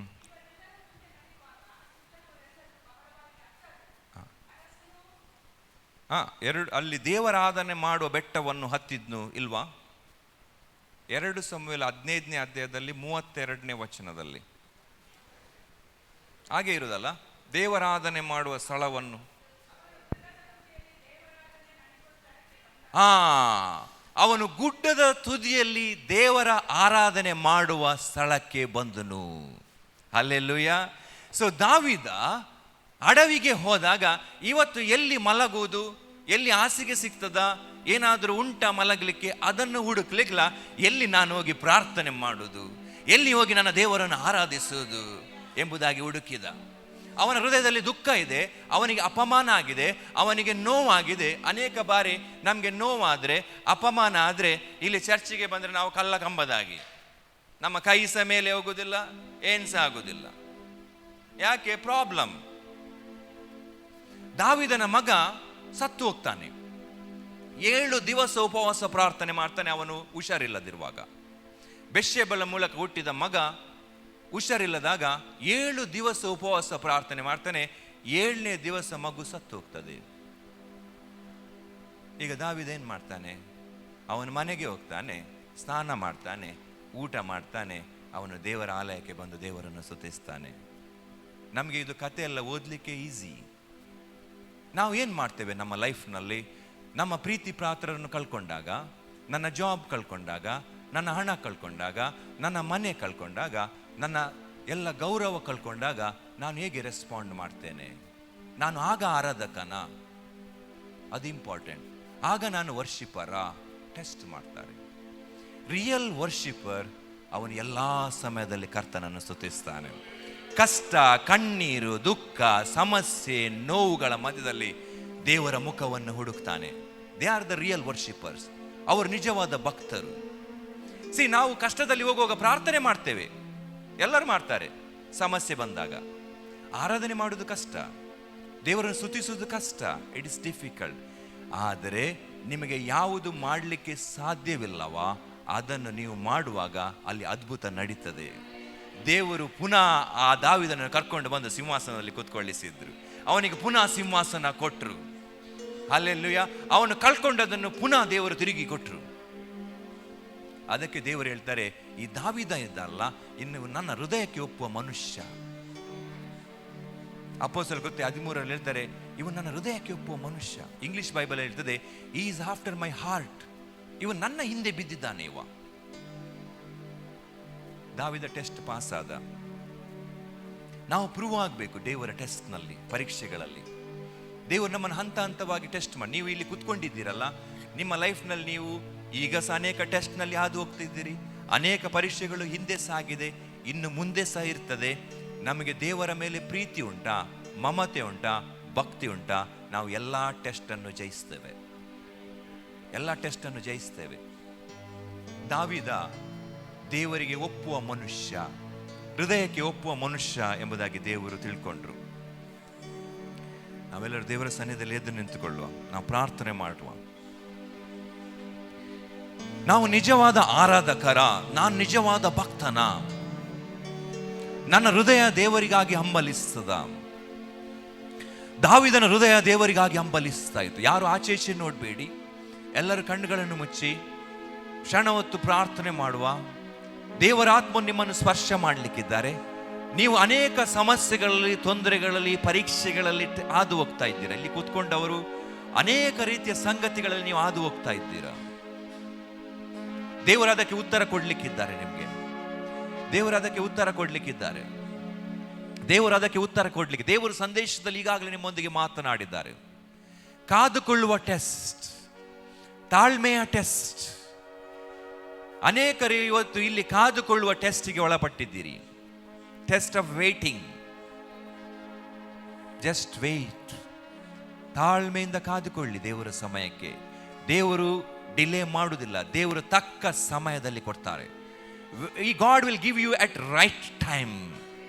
ದೇವರ ಸಮಯದಲ್ಲಿ ನೀವು ಅದನ್ನು ಹೊಂದಿಕೊಳ್ಳುವಾಗ ಅದು ಅದ್ಭುತವಾಗಿರ್ತದೆ, ಶ್ರೇಷ್ಠವಾಗಿರ್ತದೆ. ಮಹಿಮೆ ಉಳ್ಳದಾಗಿರ್ತದೆ. ತಡವಾಗಿ ಬಂದ್ರೆ ಬಲವಾಗಿರ್ತದೆ ಆಶೀರ್ವಾದ. ನಿಮಗೆ ತಡ ಆಗ್ತಿದ್ಯಾ? ಅದು ಬಲವಾದ ಆಶೀರ್ವಾದ, ಅದು ಶ್ರೇಷ್ಠವಾಗಿರ್ತದೆ, ಅದು ಮಹಿಮೆ ಉಳ್ಳದಾಗಿರ್ತದೆ, ಉನ್ನತವಾಗಿರ್ತದೆ. Hallelujah, hallelujah, hallelujah. We praise you, Father. We honor you, Lord. ಎಲ್ಲ ಸಮಯದಲ್ಲಿ ಕರ್ತನನ್ನು ಸ್ತುತಿಸಿ. ನಿಮ್ಮ ಕಷ್ಟ, ಕಣ್ಣೀರು, ನೋವು ಎಲ್ಲ ಸಮಯದಲ್ಲಿ ದೇವರನ್ನು ಸ್ತುತಿಸಲಿಕ್ಕೆ ಕಲಿಯಿರಿ. ದಾವೀದ ಮಗನು ಸತ್ತೋದ, ಆ ಸಮಯದಲ್ಲಿ ದೇವರನ್ನು ಸ್ತುತಿಸಿದ. ರಾಜ್ಯ ಸಿಂಹಾಸನವನ್ನು ಕಳ್ಕೊಂಡಿದ್ದಾನೆ, ದೇವರನ್ನು ಸ್ತುತಿಸಿದ, ದೇವರನ್ನು ಆರಾಧನೆ ಮಾಡಿದ. ನಮ್ಮ ದಿವಸಗಳು ಒಳ್ಳೆದಾಗಿ ಹೋಗ್ತಾ ಇರುವಾಗ ಮಾತ್ರ ಅಲ್ಲ, ಒಳ್ಳೆದಾಗಿ ಹೋಗ್ತಾ ಇರುವಾಗ ಮಾತ್ರ ಅಲ್ಲ, ಕಷ್ಟ, ಕಣ್ಣೀರು, ಸಮಸ್ಯೆ ಮಧ್ಯದಲ್ಲಿ ದೇವರ ಮುಖವನ್ನು ಹುಡುಕಬೇಕು, ಆತನನ್ನು ಬಯಸಬೇಕು, ದೇವರನ್ನು ಹಂಬಲಿಸಬೇಕು. ಮೋಶೆ ದೇವರನ್ನು ಹಂಬಲಿಸಿದ. ನೀನು ಬರದಿದ್ರೆ ನನಗೆ ಏನು ಬೇಡ. ಯೇಸು ಬರದೇ ಇರುವ ಯಾವುದು ಆಶೀರ್ವಾದ ನಿಮಗೆ ಅಗತ್ಯ ಇಲ್ಲ. ಅದನ್ನು ಹಂಬಲಿಸಬೇಡಿ. ಯೇಸು ಬರದಿರುವ ದೊಡ್ಡ ಮನೆ ಬೇಡ, ಯೇಸು ಬರದೇ ಇರುವ ಸಂಬಂಧಗಳು ಬೇಡ, ಯೇಸು ಬರದೇ ಇರುವಂತ ದೊಡ್ಡ ಕಾರು ಬೇಡ, ಯೇಸು ಬರದೇ ಇರುವ ಯಾವ ಸ್ಥಳ ನಿಮಗೆ ಬೇಡ. You don't need. Jesus is everything. ನಿಮ್ಮ ಜೀವಿತದಲ್ಲಿ ಯೇಸು ಇದ್ದಾರಾ? You got everything. ನಿಮಗೆಲ್ಲವೂ ಇದೆ. ನಿಮ್ಮ ಜೀವಿತದಲ್ಲಿ ಯೇಸು ಇಲ್ಲವಾ? ನೀವು ಏನು ಹೊಂದಿಕೊಂಡ್ರು ಎಲ್ಲವೂ ದೊಡ್ಡ ಸೊನ್ನೆ, ಎಲ್ಲ big zero. Jesus is everything. Hallelujah, hallelujah. Holy Spirit, we welcome you, Lord. We welcome you, Holy Spirit. ಪವಿತ್ರಾತ್ಮನ ಈಗಾಗಲೇ ಬಲವಾಗಿ ಚಲಿಸ್ತಾ ಇದ್ದಾರೆ, ಬಲವಾಗಿ ಚಲಿಸ್ತಾ ಇದ್ದಾರೆ. He is here already. He is here already. ಅನೇಕರು ಭಕ್ತರು, ಅನೇಕರು ಆರಾಧಕರು ಇಲ್ಲಿಂದ ಹೊರಗೆ ಬರ್ತಾ ಇದ್ದಾರೆ. Real worshippers. ಒಂದು ದೊಡ್ಡ ಉಜ್ಜೀವನ, ಒಂದು ದೊಡ್ಡ ಬದಲಾವಣೆ ಯೇಸುವಿನ ನಾಮದಲ್ಲಿ ಮಾತನಾಡ್ತಾ ಇದ್ದಾನೆ. In the mighty name of Jesus, I speak blessing. I speak blessing in the name of Jesus. Holy Spirit, come. Holy Spirit, come and touch your people, Lord. Touch your people, Lord. Touch your people, Lord. Let the fire of the Holy Ghost come. ಪವಿತ್ರಾತ್ಮ ಅಗ್ನಿ ಬರಲಿ, ಅಗ್ನಿ ಬರಲಿ, ಅಗ್ನಿ ಬರಲಿ, ಅಗ್ನಿ ಬರಲಿ. Fire, fire, fire, fire in the name of Jesus. ಹೊಂದಿಕೊಳ್ಳಿ, ಹೊಂದಿಕೊಳ್ಳಿ. Receive, receive, receive, receive, receive, receive, receive in the name of Jesus. In the name of Jesus. In the name of Jesus. In the name of Jesus. Take the fire, fire, fire of the Holy Ghost. ಪವಿತ್ರಾತ್ಮನ ಅಗ್ನಿ, ಅಗ್ನಿ, ಅಗ್ನಿ ಎಲ್ಲರ ಮೇಲೆ, ಎಲ್ಲರ ಮೇಲೆ, ಎಲ್ಲರ ಮೇಲೆ, ಎಲ್ಲರ ಮೇಲೆ ಉರಿಯುವ ನಾಲಿಗೆ, ಉರಿಯುವ ನಾಲಿಗೆ. Tongues of fire, tongues of fire, tongues of fire, tongues of fire, tongues of fire. Let the healing power, let the healing power of God touch everyone. Touch everyone, touch everyone. ಎಲ್ಲ ರೋಗ, ಎಲ್ಲ ನೋವು, ಎಲ್ಲ ಬಾಧೆ ಯೇಸುವಿನ ನಾಮದಲ್ಲಿ ತೊಲಗಲಿ. Out, out, out in the name of Jesus. Spirit of depression, spirit of depression, out, out, out in the name of Jesus. In the name of Jesus, I speak healing, I speak healing, I speak healing in the name of Jesus. Hallelujah. I speak healing in the mind. ಮನಸ್ಸಿನಲ್ಲಿ ಒಂದು ಸ್ವಸ್ಥತೆ, ಸ್ವಸ್ಥತೆ, ಸ್ವಸ್ಥತೆ.